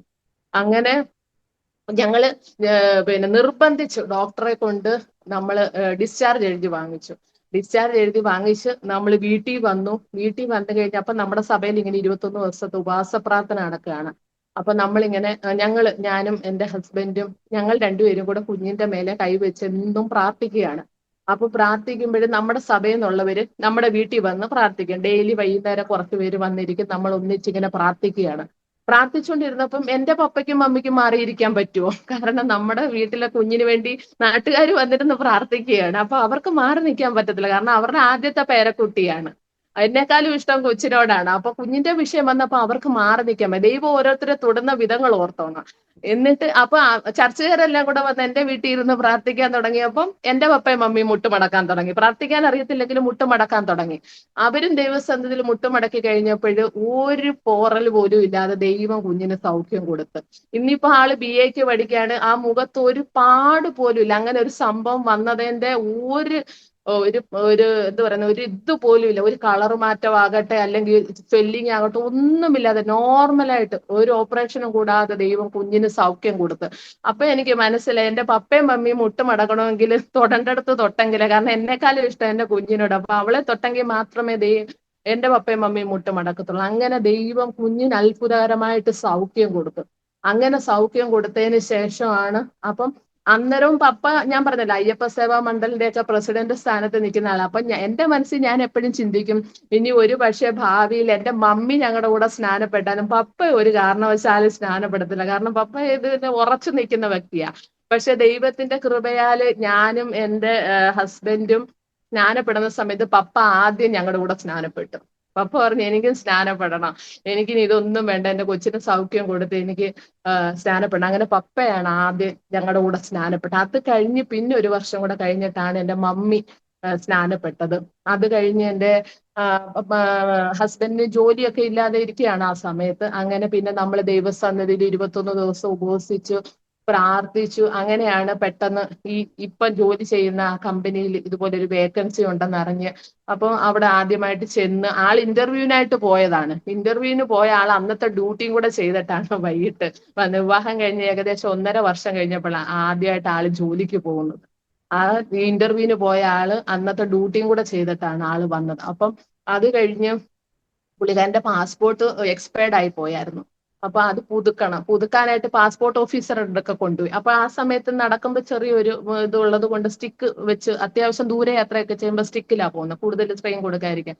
അങ്ങനെ പാസ്പോർട്ട് ഓഫീസറുടെ മുന്നിൽ ചെല്ലുമ്പോൾ പാസ്പോർട്ട് ഓഫീസർ പുള്ളിയെ ആകമാനം ഒന്ന് നോക്കിയിട്ട് പറഞ്ഞു, നിനക്ക് എന്തിനാ പാസ്പോർട്ട്, നിനക്ക് നേരാവണ്ണം ഇതിലേ നടക്കാൻ വയ്യ, വിദേശത്ത് പോകുന്നവർക്കല്ലേ പാസ്പോർട്ടിന്റെ ആവശ്യം, നിനക്ക് എന്തിനാ പാസ്പോർട്ട് എന്ന് ചോദിച്ചു. അപ്പം എന്റെ ഹസ്ബൻഡ് പറഞ്ഞ്, സാറേ എങ്ങനെങ്കിലും എന്റെ പാസ്പോർട്ട് ഒന്ന് റിന്യൂ ചെയ്ത് താ, അത് എടുത്തു വെക്കുന്നതുകൊണ്ട് കുഴപ്പമൊന്നും ഇല്ലല്ലോ, എനിക്ക് റിന്യൂ ചെയ്ത് തരാൻ പറഞ്ഞു. അപ്പൊ ഈ പുള്ളിക്കാരൻ ഒത്തിരി കളിയാക്കി, വിദേശയാത്ര ചെയ്യുന്നവരാ പാസ്പോർട്ടൊക്കെ ഇതാക്കുന്നത്, ഇതുകൊണ്ട് നിനക്കൊരു പ്രയോജനമില്ല, എന്നാലും ഇരുന്നോട്ടെ എന്നും പറഞ്ഞിട്ട് പാസ്പോർട്ട് റിന്യൂ ചെയ്ത് കൊടുത്തു. പക്ഷെ മനുഷ്യരുടെ വിചാരങ്ങളല്ല ദൈവത്തിന്റെ വിചാരങ്ങൾ. മനുഷ്യര് നമ്മളെ നോക്കി പറയുന്നതല്ല നമ്മുടെ ഭാവി. ദൈവത്തിന്റെ കൃപയാൽ ആ പാസ്പോർട്ടിൽ 17 രാജ്യങ്ങളുടെ വിസ സ്റ്റാമ്പ് അടിക്കാൻ ദൈവം കൃപ ചെയ്തു. 17 വിദേശ രാജ്യങ്ങളില് ജോലിയോടുള്ള ബന്ധത്തിൽ പുള്ളിയെ ദൈവം അയക്കാനിടയായി തീർന്നു. അദ്ദേഹത്തിന് ജോലി കിട്ടിയതാണെങ്കിൽ ഷിപ്പിലാണ് ജോലി കിട്ടിയത്. ഷിപ്പിൽ നമ്മൾ ജോലി ചെയ്യുമ്പോൾ അറിയാം, ഫയർ ആൻഡ് സേഫ്റ്റിയുടെ എല്ലാ വർഷവും ഓരോ പ്രൊജക്ടിന് പോകുമ്പോഴും അവർക്ക് ഫയർ ആൻഡ് സേഫ്റ്റിയുടെ ഒരു ട്രെയിനിങ് കൊടുത്തിട്ടാണ് വിടുന്നത്. ഫയർ ആൻഡ് സേഫ്റ്റിയുടെ ട്രെയിനിങ് എന്ന് പറഞ്ഞാൽ ഹെലികോപ്റ്ററിൽ നിന്ന് ഇങ്ങനെ റോപ്പ് ഇട്ടിട്ട് അതേന്ന് ഞാൻ താഴേക്ക് ഇറങ്ങുക, അതുപോലെ വെള്ളത്തിന്റെ അടിയിൽ ഇത്ര മിനിറ്റോളം ശ്വാസം പിടിച്ച് നിൽക്കുക, ഇതൊക്കെയാണ് അവരുടെ ട്രെയിനിങ്. നന്നായിട്ട് സ്പോർട്സിലൊക്കെ ആക്റ്റീവ് ആയിട്ടുള്ള ആൾക്കാരാണ് അതിൽ പാസ്സാകുന്നത്. പക്ഷേ 2 കാലിനും പ്ലേറ്റ് ഇട്ടിരിക്കുന്ന ഈ വ്യക്തിക്ക് ദൈവം എല്ലാ വർഷവും, ഇപ്പൊ ജോലിക്ക് കയറിയിട്ട് 19 വർഷമായി, 19 വർഷവും ഗ്രേഡ് സർട്ടിഫിക്കറ്റ് ആണ് ദൈവം കൊടുക്കുന്നത്. മനുഷ്യനാൽ അസാധ്യം എന്നാൽ ദൈവത്തിന് സകലവും സാധ്യമാണ്. മാനുഷ്യമായിട്ട് ചിന്തിച്ചപ്പോൾ ഡോക്ടർ പറഞ്ഞതാ, കിടക്ക വിട്ട് ഒരിക്കലും എഴുന്നേക്കത്തില്ലെന്ന് പറഞ്ഞതാണ്. പക്ഷെ ആ സ്ഥാനത്താണ് ദൈവം ആ കിടക്ക വിട്ട്, അതുപോലെ തന്നെ ഈ ഓപ്പറേഷൻ കഴിഞ്ഞ് തനിയെ വാക്കറിലൊക്കെ നടക്കുന്ന സമയത്തും ഡോക്ടർ പറഞ്ഞ എന്താ, ഇങ്ങനെ സ്റ്റെയറുകളൊന്നും കയറരുത്, പരന്നു കിടക്കുന്ന നിലത്തോടെ നടക്കാവുള്ളൂ, ഓടാൻ പാടില്ല, ചാടാൻ പാടില്ല, കാലിന് അധികം ബലം കൊടുക്കരുത്, ഇങ്ങനെയൊക്കെ ഒരുപാട് നിയമങ്ങൾ ഉണ്ടായിരുന്നു. പക്ഷെ ഇന്ന് അദ്ദേഹം ജോലി ചെയ്യുന്ന ഷിപ്പിൽ ഏകദേശം 5000 സ്റ്റെയറോളം ഒരു ദിവസം കയറി ഇറങ്ങാന് ദൈവം കൃപ കൊടുക്കുന്നു. ഏകദേശം 2000-നടുത്ത് വർക്കേഴ്സ് അദ്ദേഹത്തിന്റെ അണ്ടറിൽ ജോലി ചെയ്യുമ്പോൾ തന്റെ സൈറ്റിൽ എല്ലായിടത്തും ഓടി ചാടി നടന്ന് കാര്യങ്ങൾ ചെയ്യാൻ ദൈവം കൃപ കൊടുത്തു. കാരണം ദൈവം പൂർണ്ണമായിട്ടാണ് സൗഖ്യമാക്കുന്നത്, അല്ലെ? ദൈവം അത്ഭുതകരമായിട്ട് സൗഖ്യമാക്കുന്ന ദൈവമാണ്. അന്നാണ് ഒരിക്കലും തിരിച്ചു കിട്ടത്തില്ലെന്ന് പറഞ്ഞ ആ കാലിലാണ് ഇന്ന് ഈ 17 രാജ്യങ്ങൾ വിദേശ യാത്രകൾ ചെയ്യാനും ജോലി ചെയ്യാനും അതുപോലെ ഒരിക്കൽ അദ്ദേഹം ചിന്തിച്ചിട്ടുണ്ട്, എനിക്കൊരു കുടുംബം ഉണ്ടാകുമോ, ഭാര്യ ഉണ്ടാകുമോ, കുഞ്ഞുങ്ങൾ ഉണ്ടാകുമോ? ഈ കർത്താവിനെ അറിഞ്ഞതുകൊണ്ട് ദൈവം അതെല്ലാം തനിക്ക് കൊടുത്തു. ഭാര്യയെ കൊടുത്തു. അതുപോലെ മെഡിക്കൽ റിപ്പോർട്ടും പ്രകാരം തലമുറകൾ ഉണ്ടാകത്തില്ലെന്ന് പറഞ്ഞ സ്ഥാനത്ത് ഒരു 2 കുഞ്ഞുങ്ങളെ ദൈവം തന്നു, ഒരു ആൺകുഞ്ഞിനെ ഒരു പെൺകുഞ്ഞിനെ. അതും മെഡിക്കൽ സയൻസിന് ഒരു അത്ഭുതമാണ്. 2 കുഞ്ഞുങ്ങളെ ദൈവം ദാനമായിട്ട് തന്നു. മോൾക്ക് അങ്ങനെ ഒരു സംഭവം വന്നത് കാരണം എന്റെ പപ്പയും മമ്മിയും സ്നാനപ്പെടാനൊക്കെ ദൈവം, അതായത് നീയും നിന്റെ കുടുംബവും, നമ്മുടെ ഒരാളുടെ വിശ്വാസം മതി നമ്മുടെ കുടുംബം മൊത്തത്തിൽ രക്ഷപ്പെടാം. അന്ന് എന്റെ മമ്മിക്ക് കൊടുത്ത സൗഖ്യം മമ്മിക്കാണ് ലഭിച്ചെങ്കിലും എന്നെയാണ് ദൈവം വിടുവിച്ചത്. ആ ഒരു വിശ്വാസത്തിൽ നിലനിൽക്കാൻ ദൈവം കൃപ തന്നത് കൊണ്ട് എന്റെ കുടുംബം മൊത്തമായിട്ട് വിടുവിക്കാൻ ദൈവം അങ്ങനെ ഒരു പാർട്ട്ണറെ തന്നു. അത് കഴിഞ്ഞ് എന്റെ കുഞ്ഞുങ്ങളൊന്നും ദൈവത്തിന്റെ കൃപയാൽ ഞങ്ങളൊരു ഹൈന്ദവ ബാക്ക്ഗ്രൗണ്ടിൽ നിന്ന് വന്നയാണെന്ന് പോലും അവർക്ക് അറിയത്തില്ല. കാരണം ഒരു പേരിന് പോലും അമ്പലത്തിന്റെ വഴിക്കോടെ പോലും അവർ പോയിട്ടില്ല. കാരണം ഞങ്ങള് ആ വിശ്വാസത്തിൽ ഉറച്ചു നിന്നതിന് ശേഷമാണ് കർത്താവ് കുഞ്ഞുങ്ങളെ തന്നത്. അതുകൊണ്ട് അവര് പാരമ്പര്യ ബന്ധുക്കോസുകാരായിട്ട് ജീവിക്കുന്നത്. നമ്മൾ വിട്ടുപോയ ആ പാരമ്പര്യത്തിലേക്ക് ഒരിക്കൽ പോലും ഒന്ന് തിരിഞ്ഞു നോക്കാനോ ആ ഭാഗത്തോട്ട് പോകാൻ പോലും ദൈവം അനുവദിച്ചില്ല. ഇന്ന് കുഞ്ഞുങ്ങൾ സൺഡേ സ്കൂളിൽ പഠിച്ച് യൂത്ത് മീറ്റിങ്ങിലും സൺഡേ സ്കൂളിലും നല്ല നല്ല ആക്റ്റീവായിട്ട് നല്ല കർത്താവിന്റെ ആ സ്നേഹത്തിലും ആ ശുശ്രൂഷയിലും വർഷിപ്പിലും ഒക്കെ കുഞ്ഞുങ്ങള് മുന്നോട്ട് പോകുന്നു. അതുപോലെ തന്നെ എന്റെ പപ്പയാണെങ്കിലും അതിനുശേഷം പപ്പയ്ക്കാണെന്നുണ്ടെങ്കിൽ ഈ ചെവിക്കുള്ളിൽ ഇങ്ങനെ വേദന വന്നിട്ട് നമ്മൾ ഇവിടെ നെരൂളിൽ ഡിവൈപ്പട്ടിയിൽ ഹോസ്പിറ്റലുണ്ട്, അവിടെ നമ്മൾ കൊണ്ടുപോയി ഇങ്ങനെ സ്കാനിങ് ചെയ്യുന്ന സമയത്ത് അവർ പറഞ്ഞതാണ് ഉള്ളിലേക്ക് ഇത് ക്യാൻസറിന്റെ 4th സ്റ്റേജ് ആണ്, പിന്നെ ടാറ്റ ഹോസ്പിറ്റലിൽ കൊണ്ടുപോകണമെന്ന് പറഞ്ഞു. അത് കഴിഞ്ഞ് നമ്മൾ ബോംബെ സൈഡിൽ ENTയുടെ ഹോസ്പിറ്റലുണ്ട്, അവിടെ കൊണ്ടുപോയി അവിടെ സ്കാനിങ് ചെയ്തപ്പോൾ അവിടെത്തെ സ്പെഷ്യലിസ്റ്റ് ഡോക്ടർമാരും പറഞ്ഞു ഇത് ക്യാൻസർ ആണ്, 4th സ്റ്റേജ് ആണ്, നിങ്ങൾ ടാറ്റ ഹോസ്പിറ്റലിൽ കൊണ്ടുപോയി ട്രീറ്റ്മെന്റ് ചെയ്യാൻ പറഞ്ഞു. അത് കഴിഞ്ഞ് പിന്നെ നമ്മൾ ഒരിക്കൽ കൂടി വാശി മുനിസിപ്പാലിറ്റി ഹോസ്പിറ്റലിൽ 3 സ്പെഷ്യലിസ്റ്റ് ഡോക്ടർമാരെ നമ്മൾ പ്രൈവറ്റിലും ഗവൺമെന്റ് തലത്തിലും കൊണ്ട് കാണിച്ചു. ഈ 3 ഡോക്ടർമാരും ഒരേപോലെ റിപ്പോർട്ട് പറയുകയാണ് അദ്ദേഹത്തിന് ക്യാൻസറിന്റെ 4th സ്റ്റേജ് ആണെന്ന്. അപ്പൊ നമ്മളും വിശ്വസിച്ച് ആയിരിക്കും, കാരണം ഒരാൾക്ക് തെറ്റ് പറ്റും, എല്ലാവർക്കും ഒരുപോലെ പറയത്തില്ലല്ലോ. അന്നേരം നമ്മൾ തീരുമാനം എടുത്തിട്ട് ക്യാൻസറിന്റെ ഒക്കെ ട്രീറ്റ്മെന്റ് മുമ്പേ ചെയ്യാന്ന് പറഞ്ഞു കഴിഞ്ഞാൽ നല്ല പൈസ ഒരുപാട് ആവശ്യമുള്ളത്. അതുകൊണ്ട് നമുക്ക് നാട്ടിൽ കൊണ്ടുപോകാം, ആലപ്പുഴ പണ്ടാനം മെഡിക്കൽ കോളേജിൽ അതിന്റെ ട്രീറ്റ്മെന്റ് ഉണ്ട്, നമുക്ക് അവിടെ കൊണ്ടുപോയി ചെയ്യാന്നുള്ള രീതിയിൽ ഞങ്ങൾ നാട്ടിലേക്ക് പപ്പയെ കൊണ്ടുപോയി വണ്ടാനം മെഡിക്കൽ കോളേജിൽ ഞങ്ങൾ കൊണ്ടുപോയി. അവിടെ ചെന്ന് ക്യാൻസറിന്റെ OPDയിലാണ് ആളിനെ കാണിക്കുന്നത്. അപ്പം കാര്യങ്ങളെല്ലാം ചോദിച്ചു, ഞങ്ങൾ റിപ്പോർട്ടുകളെല്ലാം കാണിച്ചു, ഇങ്ങനെയാണ്. അപ്പൊ അവര് പറഞ്ഞു മെഡിക്കൽ കോളേജ് ആയതുകൊണ്ട് അവർ പുറത്തുനിന്നുള്ള റിപ്പോർട്ടുകൾ എടുക്കത്തില്ല. അപ്പൊ അവര് പറഞ്ഞു അവർക്ക് അവിടെ സ്കാൻ ചെയ്ത് നോക്കണമെന്ന് പറഞ്ഞു. ഞങ്ങൾ ദേവസ്ഥാനത്തിൽ പ്രാർത്ഥിച്ചുകൊണ്ടിരുന്നു. അവിടെ സ്കാൻ ചെയ്തു, അവിടുന്ന് റിപ്പോർട്ട് വരികയാണ് അത് വെറും ഒരു സ്റ്റാർച്ച് ആണ്, ഒരു ക്യാൻസറും ഇല്ല, ഒന്നുമില്ല, നോർമൽ ആയിട്ടുള്ള ഒരു സ്റ്റാർച്ച് മാത്രമാണ്. ഇവിടുത്തെ 3 സ്പെഷ്യലിസ്റ്റ് ഡോക്ടർമാർ മാറി മാറി പറഞ്ഞതാണ് ക്യാൻസറിന്റെ 4th സ്റ്റേജ് ആണ്, ഒന്നും ചെയ്യാൻ പറ്റത്തില്ലെന്നുള്ളത്. പക്ഷെ അവിടുത്തെ റിപ്പോർട്ടിൽ അത് നോർമൽ ആയിട്ടുള്ള ഒരു സ്റ്റാർച്ച് മാത്രമാണെന്ന് ദൈവം അത്ഭുതം ചെയ്ത് 2002 എന്റെ മമ്മി ക്യാൻസർ ആയിട്ട് ഈ ട്രീറ്റ്മെന്റ് നടക്കുന്ന സമയത്ത് എന്റെ മമ്മിയുടെ കൂടെ ജോലി ചെയ്ത ആൾക്കാരെല്ലാം വന്ന് കണ്ട്, അന്ന് കീമോ ഒക്കെ ചെയ്ത് തലയിൽ മുടിയൊക്കെ പോയിരിക്കുന്ന സമയം. അന്നേരം അവര് പറഞ്ഞു ഇനി ഒരിക്കലും നമ്മുടെ ഓഫീസിലോട്ട് മാഡം വരുമെന്ന് തോന്നുന്നില്ല, ഈ ഒരു അവസ്ഥയിൽ ഇനി ഒരിക്കലും നമ്മുടെ ഓഫീസിലോട്ട് അവർ റിട്ടേൺ വരത്തില്ല. അതേ സ്ഥാപനത്തിൽ എന്റെ മമ്മി 18 വർഷം കൂടെ വർക്ക് ചെയ്തിട്ടാണ് റിട്ടയർമെന്റ് ആയത്. ഇപ്പോഴും നല്ല ആരോഗ്യത്തോടെ നാട്ടിലുണ്ട് ആള്. 2002 ദൈവം വിടുവിച്ചതിന് ശേഷം ഒരു ഗുളിക പോലും കഴിക്കാതെ ഈ 2025 പൂർണ്ണ ആരോഗ്യത്തോടെ സൗഖ്യത്തോടെ എന്റെ പപ്പയും മമ്മിയും ദൈവം സൂക്ഷിക്കുന്നു. അതുപോലെ എന്റെ ഹസ്ബൻഡിന് ദൈവം കൊടുത്ത അത്ഭുതകരമായ സൗഖ്യം. ഇന്ന് 19 വർഷമായിട്ട് അദ്ദേഹം പല വിദേശ രാജ്യങ്ങളിലായിട്ട് കമ്പനിയുടെ ഇതിൽ ജോലി ചെയ്യുന്നു. ഒരിക്കലും കുഞ്ഞുങ്ങൾ ഉണ്ടാകത്തില്ലെന്ന് പറഞ്ഞ സ്ഥാനത്ത് ദൈവം 2 കുഞ്ഞുങ്ങളെ തന്നു. അതുപോലെ തന്നെ എന്റെ കുടുംബത്തിൽ നിന്ന് ഞങ്ങളെ മൊത്തത്തിലായിട്ട് അങ്ങ് ഇറക്കി. കാരണം അച്ചായമാരുടെ കൂടെ തുള്ളാൻ പോവാണെന്നവരെയൊന്നും നമ്മുടെ വീട്ടിൽ വേണ്ട, അവർക്ക് കുടുംബത്തിന്റെ സ്റ്റാറ്റസിനും സ്റ്റാൻഡേർഡിനും ഒന്നും ചേരത്തില്ലെന്ന് പറഞ്ഞ് കുടുംബത്തിൽ നിന്ന് നമ്മളെ പടിയടച്ച് പിണ്ടം വെച്ചു. നമ്മുടെ ഫോൺ നമ്പർ, നമ്മുടെ ഫാമിലി ഗ്രൂപ്പ് ഉണ്ടായിരുന്നു, ആ ഗ്രൂപ്പിനകത്ത് നമ്മൾ എന്നും ഗുഡ് മോർണിംഗ് ഇടുമ്പോൾ ദൈവവചനം ഇടുമെന്നും പറഞ്ഞുകൊണ്ട് അവര് നമ്മുടെ നമ്പരെ അങ്ങ് റിമൂവ് ചെയ്തു. പക്ഷെ ഇന്ന് കർത്താവിന്റെ കൃപയാൽ അനേക പ്രയർ സെല്ലുകളിൽ അതുപോലെ അനേക ദൈവദാസന്മാരുടെ ഗ്രൂപ്പുകളിൽ ഏറ്റവും അനുഗ്രഹിക്കപ്പെട്ട ഒരു ഫോൺ നമ്പറാണ് എന്റെ നമ്പർ. കാരണം പത്രോസിന്റെ നിഴലിനെ പോലും മാനിക്കുന്ന ദൈവം അല്ലേ, ഹാലലി. അങ്ങനെയെങ്കിൽ നമ്മുടെ ഫോൺ നമ്പറിന് പോലും വിലയുണ്ട്. കർത്താവിന്റെ കൃപയാല് ഇന്ന് ഈ മുംബൈയിലായിരിക്കുമ്പോൾ കഴിഞ്ഞ 3 വർഷമായിട്ട് യൂട്യൂബിൽ 4 ഭാഷയില് കർത്താവിന്റെ വചനം ശുശ്രൂഷിപ്പാൻ എനിക്ക് കൃപ തന്നു. എന്റെ ക്വാളിഫിക്കേഷൻ എന്ന് പറഞ്ഞാൽ ഞാൻ സൺഡേ സ്കൂളിൽ പഠിച്ചിട്ടില്ല, ബൈബിൾ കോളേജിലും പഠിച്ചിട്ടില്ല. ഹൈന്ദവ ബാക്ക്ഗ്രൗണ്ടിൽ ജനിച്ചു വളർന്നുകൊണ്ട് ഞാൻ സൺഡേ സ്കൂളിൽ പോലും വചനം പഠിച്ചിട്ടില്ല. പക്ഷെ ബൈബിൾ കോളേജിലും പഠിച്ചിട്ടില്ല. പക്ഷെ ദൈവത്തിന്റെ കൃപയാൽ 2023 ഞാൻ യൂട്യൂബിൽ, അന്ന് നമ്മുടെ ഈ കൊറോണയൊക്കെ നടക്കുന്ന ആ ഒരു സമയത്ത് നമുക്ക് പുറത്തിറങ്ങി സുവിശേഷം പറയാൻ പറ്റാത്ത ഒരു സാഹചര്യം വന്നപ്പോൾ ദൈവസന്നിധിയിൽ ഇരുന്ന് കർത്താവ് എനിക്ക് ആലോചന തന്ന ഓൺലൈൻ മിനിസ്ട്രിക്ക് വേണ്ടി. അങ്ങനെ ഞാൻ ഈ എന്റെ ചാനലിന്റെ മഹനീയം എന്ന പേര് തന്നെ ഇട്ടത് ഞാൻ 2007 ദൈവസന്നിധിയിൽ പ്രാർത്ഥിച്ചുകൊണ്ടിരുന്നപ്പോ ദൈവം എനിക്ക് 2 പേര് തന്നു. ഒന്ന് ബത്തേൽ എന്നും ഒന്ന് മഹനീയം എന്നും. അപ്പൊ ഞാൻ ചോദിച്ചു ഇതെന്താ 2 പേര്? അപ്പൊ ദൈവം എന്നോട് പറഞ്ഞു, ബത്തേൽ എന്നുള്ളത് നിനക്ക് എപ്പോഴെങ്കിലും സ്വന്തമായിട്ട് ഞാനൊരു ഭവനം തരുമ്പോ നീ ഇടണം. അപ്പോഴും മഹനീയം എന്നുള്ള പേര് ഹൈഡാക്കി വെച്ചു. ഞാൻ 2014 ദൈവം നമ്മുടെ കുടുംബത്തിൽ നിന്ന് നമ്മൾ ഈ ക്രിസ്തുവിനെ സ്വീകരിച്ചത് കൊണ്ട് ഒന്നും തരാതെ കുടുംബത്തിൽ നിന്ന് ഇറക്കി വിട്ടപ്പോഴ് ആ ദേശത്ത് തന്നെ നല്ലൊരു ഭവനം വാങ്ങിക്കാൻ ദൈവം കൃപ ചെയ്തു. അപ്പം പലരും എന്നോട് ചോദിച്ചോട്ടിട്ട് കാല് വയ്യാത്ത ഇങ്ങനെ ഒരു വ്യക്തിയെ വിവാഹം കഴിച്ചാൽ എങ്ങനെ ആയിരിക്കും നിന്റെ ജീവിതം? സ്വന്തം ആൾക്കാരും ചോദിച്ചിട്ടുണ്ട്, എങ്ങനെ ജീവിക്കും, എന്തിനാണ് ഇങ്ങനെ ഒരു തീരുമാനം എടുത്തത്? പക്ഷെ ജീവിക്കുവാണെങ്കിൽ ഇങ്ങനെ ജീവിക്കണമെന്ന് കാണിക്കത്തക്ക രീതിയിൽ അവരുടെ മുന്നിൽ ദൈവം മാനിച്ചു. ഒന്നും തരാതെ ഇറക്കി വിട്ട ആ സ്ഥാനത്ത് ദൈവം അനുഗ്രഹിക്കപ്പെട്ട ഒരു ഭവനം ആ ദേശത്ത് ദൈവം തന്ന കർത്താവിന്റെ കൃപയാൽ എല്ലാ മാസവും അവിടെ പരസ്യയോഗം നടത്തുന്നുണ്ട് നമ്മൾ. കാരണം ഞങ്ങളുടെ ആ ദേശത്ത് ഞാൻ പറഞ്ഞല്ലോ, പേരിന് പോലും ഒരു ക്രിസ്ത്യാനി ഇല്ലാത്ത ഒരു ദേശമാണ്. അവിടെ കർത്താവിന്റെ കൃപയാൽ നമ്മുടെ കായംകുളത്ത് നിന്നുള്ള ഭീമോനച്ചൻ പാസ്റ്ററുടെ IPC സഭയിലാണ് നമ്മൾ നാട്ടിൽ പോകുന്നത്. അവിടുന്ന് ദൈവദാസന്മാർ വന്ന എല്ലാ മാസവും നമ്മുടെ കുടുംബത്തില് പരസ്യയോഗം നടത്തുന്നുണ്ട്. അപ്പൊ തന്നെ ഈ മഹനീയം എന്നുള്ള പേര്, അങ്ങനെ ദൈവം ആ വീട് തന്നപ്പോ ഞാൻ ബത്തേൽ എന്നുള്ള പേര് ആ വീടിനിട്ട് നമ്മുടെ കയറി താമസമൊക്കെ നടത്തി. അപ്പോഴും എനിക്ക് മഹനീയം എന്നുള്ള പേര് മനസ്സിലായില്ല. അങ്ങനെ ഈ ഓൺലൈൻ മിനിസ്ട്രിയുടെ ഇത് വന്നപ്പോഴും ഞാൻ ചോദിച്ച കർത്താവ് എന്തായാലും ഒരു ചാനൽ തുടങ്ങുമല്ലേ, പേരിടണമല്ലോ.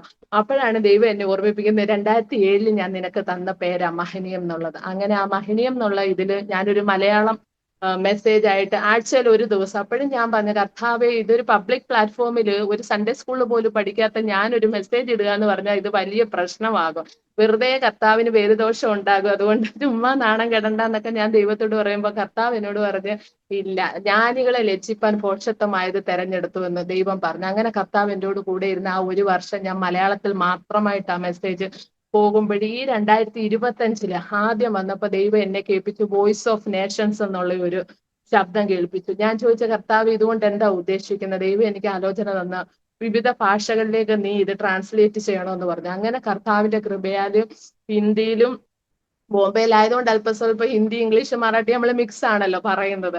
എന്നാലും അതിലൊരു മെസ്സേജ് ഒക്കെ പ്രിപ്പയർ ചെയ്യുക എന്ന് പറഞ്ഞു കഴിഞ്ഞാൽ എനിക്ക് ചിന്തിക്കാൻ പോലും പറ്റത്തില്ല. പക്ഷെ കർത്താവിന്റെ കൃപയുള്ളത് കൊണ്ട് ദൈവകൃപയാല് ഹിന്ദിയിലും മറാഠിയിലും മലയാളത്തിലും ഇംഗ്ലീഷിലുമായിട്ട് 4 ഭാഷയിലായിട്ട് ദൈവം നമുക്ക് അങ്ങനെ ഒരു ചാനൽ ഓപ്പൺ ചെയ്യാൻ ദൈവം കൃപ ചെയ്ത്, അത് കഴിഞ്ഞപ്പോൾ സൂം മീറ്റിങ്ങുകളിലേക്ക് എനിക്ക് എൻട്രി ആകാൻ തുടങ്ങി. അങ്ങനെ വിവിധ സൂം മീറ്റിങ്ങുകളിൽ എൻ്റെ ഈ സാക്ഷ്യങ്ങളും വചനമൊക്കെ പറയാൻ അങ്ങനെ അവസരം കിട്ടി. അങ്ങനെ കഴിഞ്ഞ 2 ആഴ്ച മുമ്പാണ് ഞാൻ കുവൈറ്റിലുള്ള രജനി ആന്റിയുടെ ചർച്ചിൽ ഇങ്ങനെ അപ്പൊ ആന്റി എന്നോട് പറഞ്ഞു, ഇന്ത്യൻ ടൈം വെളുപ്പിനെ 2 മണിയാണ്, ഉറക്കം ഉളച്ചിരുന്ന് ശുശ്രൂഷിക്കുമോ എന്ന് ചോദിച്ചു. ഞാൻ പറഞ്ഞു എന്തോന്ന് ഉറക്കം, കർത്താവ് രാത്രി വന്നാലും നമ്മൾ പോകണ്ടേ, അതുകൊണ്ട് ശുശ്രൂഷിക്കാൻ അവസരം കിട്ടുകയാണെങ്കിൽ ടൈം എനിക്ക് പ്രശ്നമല്ല എന്ന് പറഞ്ഞു. അങ്ങനെ 2 മണിക്കാണ് അന്ന് ഉറക്കം ഉളച്ചിരുന്ന് ശുശ്രൂഷിച്ചതിന്റെ ഫലമാണ് കുറച്ചു ദിവസം കഴിഞ്ഞപ്പോ സാനി ആന്റി എന്നെ വിളിക്കാൻ ഇടയായി തീർന്നത്. അപ്പൊ ഞാൻ അന്ന് എന്നെ പകല് വിളിച്ച ഒരു വ്യക്തി എന്നോട് ചോദിച്ചു ഇന്ന് എപ്പോഴാ മീറ്റിംഗ്? ഞാൻ പറഞ്ഞു വെളുപ്പാങ്കാലത്ത് 2 മണിക്കാണെന്ന് പറഞ്ഞു. അത് പറഞ്ഞു ഹാർഡ് വർക്ക് ഒത്തിരി ഉണ്ട്, പക്ഷെ പ്രതിഫലം ഇല്ലല്ലേ എന്നിങ്ങനെ കളിയാക്കി ചോദിച്ചു. ഞാൻ പറഞ്ഞു പ്രതിഫലം തരുന്ന ഒരു കർത്താവുണ്ട്. പക്ഷെ ആ ഒരു മീറ്റിങ്ങിലൂടെയാണ് ദൈവം ഇങ്ങനെ ഒരു വഴി ഓപ്പൺ ചെയ്തു തന്നത്. കർത്താവിന്റെ വഴി നമുക്കറിയത്തില്ല, ദൈവം ഓരോ ഇടങ്ങളിലും കണക്ട് ചെയ്യുന്നു. മിനിസ്ട്രിയെ ദൈവം അനുഗ്രഹിച്ചു, ദൈവത്തിന്റെ അത്ഭുതം സാക്ഷ്യമാക്കി ദൈവം ഓരോ ഇടങ്ങളിൽ നിർത്തുന്ന കർത്താവിന്റെ വരവ് താമസമെങ്കിലും ദൈവം തരുന്ന ആയുസ്സൊക്കെയും കുടുംബമായിട്ട് നിന്ന് കർത്താവിന്റെ നാമത്തെ ഉയർത്തണമെന്നാണ് ആഗ്രഹം. അതിനുവേണ്ടി നമ്മളാ ലാഭം വേണം പരിശ്രമിക്കുകയാണ്. മാനുഷികമായി പറഞ്ഞാൽ യാതൊരു യോഗ്യതകളും ഇല്ല. പക്ഷേ ദൈവത്തിന്റെ കർത്താവിന്റെ വചനം പറയുന്നത് പോലെ പരിശുദ്ധാത്മാവിന്റെ ശക്തി നിങ്ങളുടെ മേൽ വരുമ്പോൾ നിങ്ങൾ യെരൂശലേമിലും യഹൂദ്യയിലും ശമര്യയിലും ലോകത്തിന്റെ അറ്റത്തോളം എന്റെ സാക്ഷികളാകും. ദൈവം അനുവദിച്ചാൽ ലോകത്തിന്റെ അറ്റത്തോളം പോയി കർത്താവിന്റെ സാക്ഷ്യം വഹിക്കണമെന്നാണ് എന്റെയും എന്റെ കുടുംബത്തിന്റെ ആഗ്രഹം. പ്രിയപ്പെട്ടവൻ ജോലിയോടുള്ള ബന്ധത്തിലായിരിക്കുന്നു.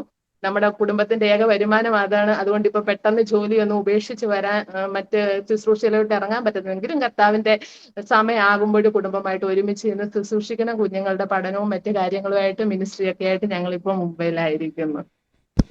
ദൈവത്തിൻ്റെ സ്തോത്രം. സിസ്റ്ററെ, വളരെ അനുഗ്രഹിക്കപ്പെട്ട ഒരു ടെസ്റ്റ് പണി. പല കാര്യങ്ങളും നമ്മുടെ ബുദ്ധിക്ക് അതീതമാകുന്ന ദൈവപ്രവൃത്തി ദൈവം ചെയ്യുവാനിടയായി തീർന്നു. പ്രത്യേകിച്ച് നിങ്ങളുടെ വിവാഹത്തിൻ്റെയൊക്കെ ക്രമീകരണം കർത്താവ് എങ്ങനെയാണ് ആ വിഷയത്തിലൊക്കെ ദൈവിക അത്ഭുതം പ്രവർത്തിച്ചത്. ഇറാനിൽ നിന്നൊരു സാക്ഷ്യമുണ്ട്. നവീസ മീന എന്ന് പറയുന്ന ഒരു സഹോദരിയുടെ സാക്ഷ്യമാണ്. ഇറാൻ നമുക്കറിയാമല്ലോ, മുസ്ലിം ദേശമാണ്. അവിടെ രഹസ്യമായ കർത്താവിനെ സ്വീകരിച്ച നവീസ മീന, അവർക്കിതുപോലൊരു വിവാഹാലോചന വരുന്നു. ആ വിവാഹാലോചന വരുമ്പോൾ അവർക്ക് വലിയ വിഷമം. ഇനിയും ചർച്ചയിൽ പോകാനൊക്കത്തില്ല, രഹസ്യത്തിലാണ് ചർച്ചയിൽ പോകുന്നത്. അടുത്ത ആഴ്ച വിവാഹമാണ്. വിവാഹത്തിൻ്റെ 2-3 ദിവസങ്ങൾക്ക് മുമ്പ് ഏത് പാസ്റ്റർ ചർച്ചിലാണ് രഹസ്യമായിട്ട് മീറ്റിങ്ങിന് പോകുന്നത്, ആ പാസ്റ്റർ വീട്ടിൽ എല്ലാ ദിവസവും എല്ലാ ആഴ്ചയിലും പോകുന്ന റെഗുലർ പോകുന്ന ദിവസം വിട്ടിട്ട് മറ്റൊരു ദിവസം പോയി. ആ ദിവസം അവൾ ആ പാസ്റ്റർ മുറിയിൽ ചെന്ന് കാണുമ്പോൾ അവൾ കാണുന്നത് അവളെ വിവാഹം കഴിക്കാനുള്ള ചെറുപ്പക്കാരൻ അവിടെ ഇരിപ്പുണ്ട്. രണ്ടുപേരും മുഖാമുഖം നോക്കി അത്ഭുതപ്പെട്ടു. രണ്ടുപേർക്കും അറിയില്ലായിരുന്നു രണ്ടുപേരും രഹസ്യ ക്രിസ്ത്യാനികളാണെന്നുള്ളത്. നവീസ മീന, ദ മിറക്കിൾ ഓഫ് മിറക്കിൾ എന്നുള്ളത് അവരുടെ ഓട്ടോബയോഗ്രഫിയാണ്. വളരെ അത്ഭുതകരമായിട്ട് ദൈവം അവരെ നടത്തിയ വിധങ്ങൾ എഴുതിയിട്ടുള്ള പുസ്തകമാണ് ദ മിറക്കിൾ ഓഫ് മിറക്കിൾസ്. അപ്പോൾ നവീസ മീനയെ പോലെ തന്നെയാണ് ദൈവം രശ്മി സിസ്റ്ററിനെയും നടത്തിയത്. നമ്മുടെ ദൈവം ജീവിക്കുന്നു. നമ്മളൊക്കെ വിശ്വാസത്തിൽ വരുന്നത് ഇത്ര തീക്ഷ്ണമായ അനുഭവങ്ങളിലൂടെയാണ്.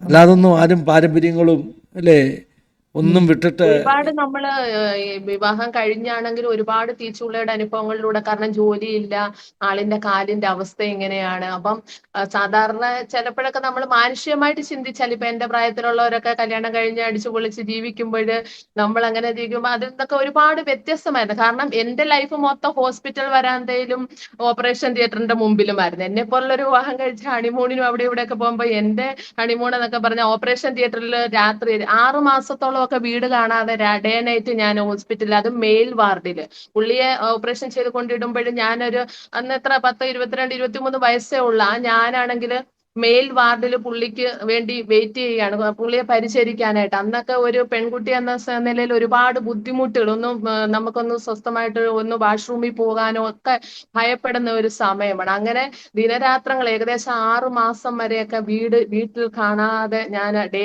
നൈറ്റ് ഒന്ന് മാറിയിരിക്കാൻ പോലും ആരുമില്ലാത്ത അവസ്ഥയിലൊക്കെ ഒരുപാട്, അതൊക്കെ നമ്മൾ പറയാൻ പോയി ഒരുപാടുണ്ട്. അതൊക്കെ ഞാൻ അങ്ങ് കട്ട് ചെയ്ത് കളഞ്ഞു. അങ്ങനെയൊക്കെ ഓരോ ദിവസം ഓരോ പരീക്ഷണങ്ങളിലൂടെയാണ്. ഞാൻ പറഞ്ഞില്ല, അതുപോലെ ആദ്യത്തെ കുഞ്ഞിനെ പ്രഗ്നന്റ് ആയിട്ടിരിക്കുന്ന സമയത്ത് ഒരു നല്ല ഹോസ്പിറ്റലിൽ ചെക്കപ്പ് ചെയ്തിട്ടില്ല, ഒരു സ്കാനിങ് ചെയ്തിട്ടില്ല, സോണോഗ്രാഫി എടുത്തിട്ടില്ല, ഒന്നും ചെയ്തില്ല. കാരണം എന്നെക്കാളും കൂടുതൽ കെയർ പുള്ളി എങ്ങനെങ്കിലും ഒന്ന് എണീറ്റ് നടക്കണം. ഞാൻ പറഞ്ഞില്ല, ഒരു കുഞ്ഞിനെ പോലെ നമ്മൾ കെയർ ചെയ്ത് പുള്ളിക്ക് ഭക്ഷണം ഉണ്ടാക്കണം, എങ്ങനെ പുള്ളിയെ ഹാപ്പി ആയിട്ട് എങ്ങനെ ഇരുത്തുക. അല്ലാതെ എന്നെ പറ്റി ഏകദേശം 9 months വരെ എന്റെ വീട്ടിൽ വരുന്ന സമയം വരെ എനിക്ക് അങ്ങനെ ഒരു ആഗ്രഹം, ആ സമയത്തൊക്കെ എല്ലാരും പറയും ഇന്ന ആഹാരം കഴിക്കണമെന്ന്, അങ്ങനെ പോലും എനിക്ക് തോന്നിച്ചിട്ട് പോലും ഇല്ല. തോന്നാൻ പോലും ദൈവം ഇടയാക്കിയില്ലെന്ന്. കാരണം തോന്നിയാൽ വാങ്ങിച്ചു തരാൻ ആരുമില്ലെന്ന് ദൈവത്തിന് അറിയാമായിരുന്നു. അതുകൊണ്ട് അങ്ങനെ ഒരു തോന്നൽ പോലും ഇല്ലാതെ, ഒരു കാൽസ്യത്തിന്റെയോ അയണിന്റെയോ ഒരു ടാബ്ലറ്റും എടുക്കാതെ നോർമലായിട്ട് ഡെലിവറി നടന്ന നല്ല അനുഗ്രഹിക്കപ്പെട്ട സുന്ദരിയായിട്ട് ഒരു കുഞ്ഞിനെ ദൈവം തന്ന്. അപ്പൊ മെഡിസിനേക്കാളൊക്കെ ഉപരിയായിട്ട് നമ്മൾ സൃഷ്ടിക്കുന്ന ഒരു കർത്താവിന്റെ കരങ്ങളിൽ തന്നെ.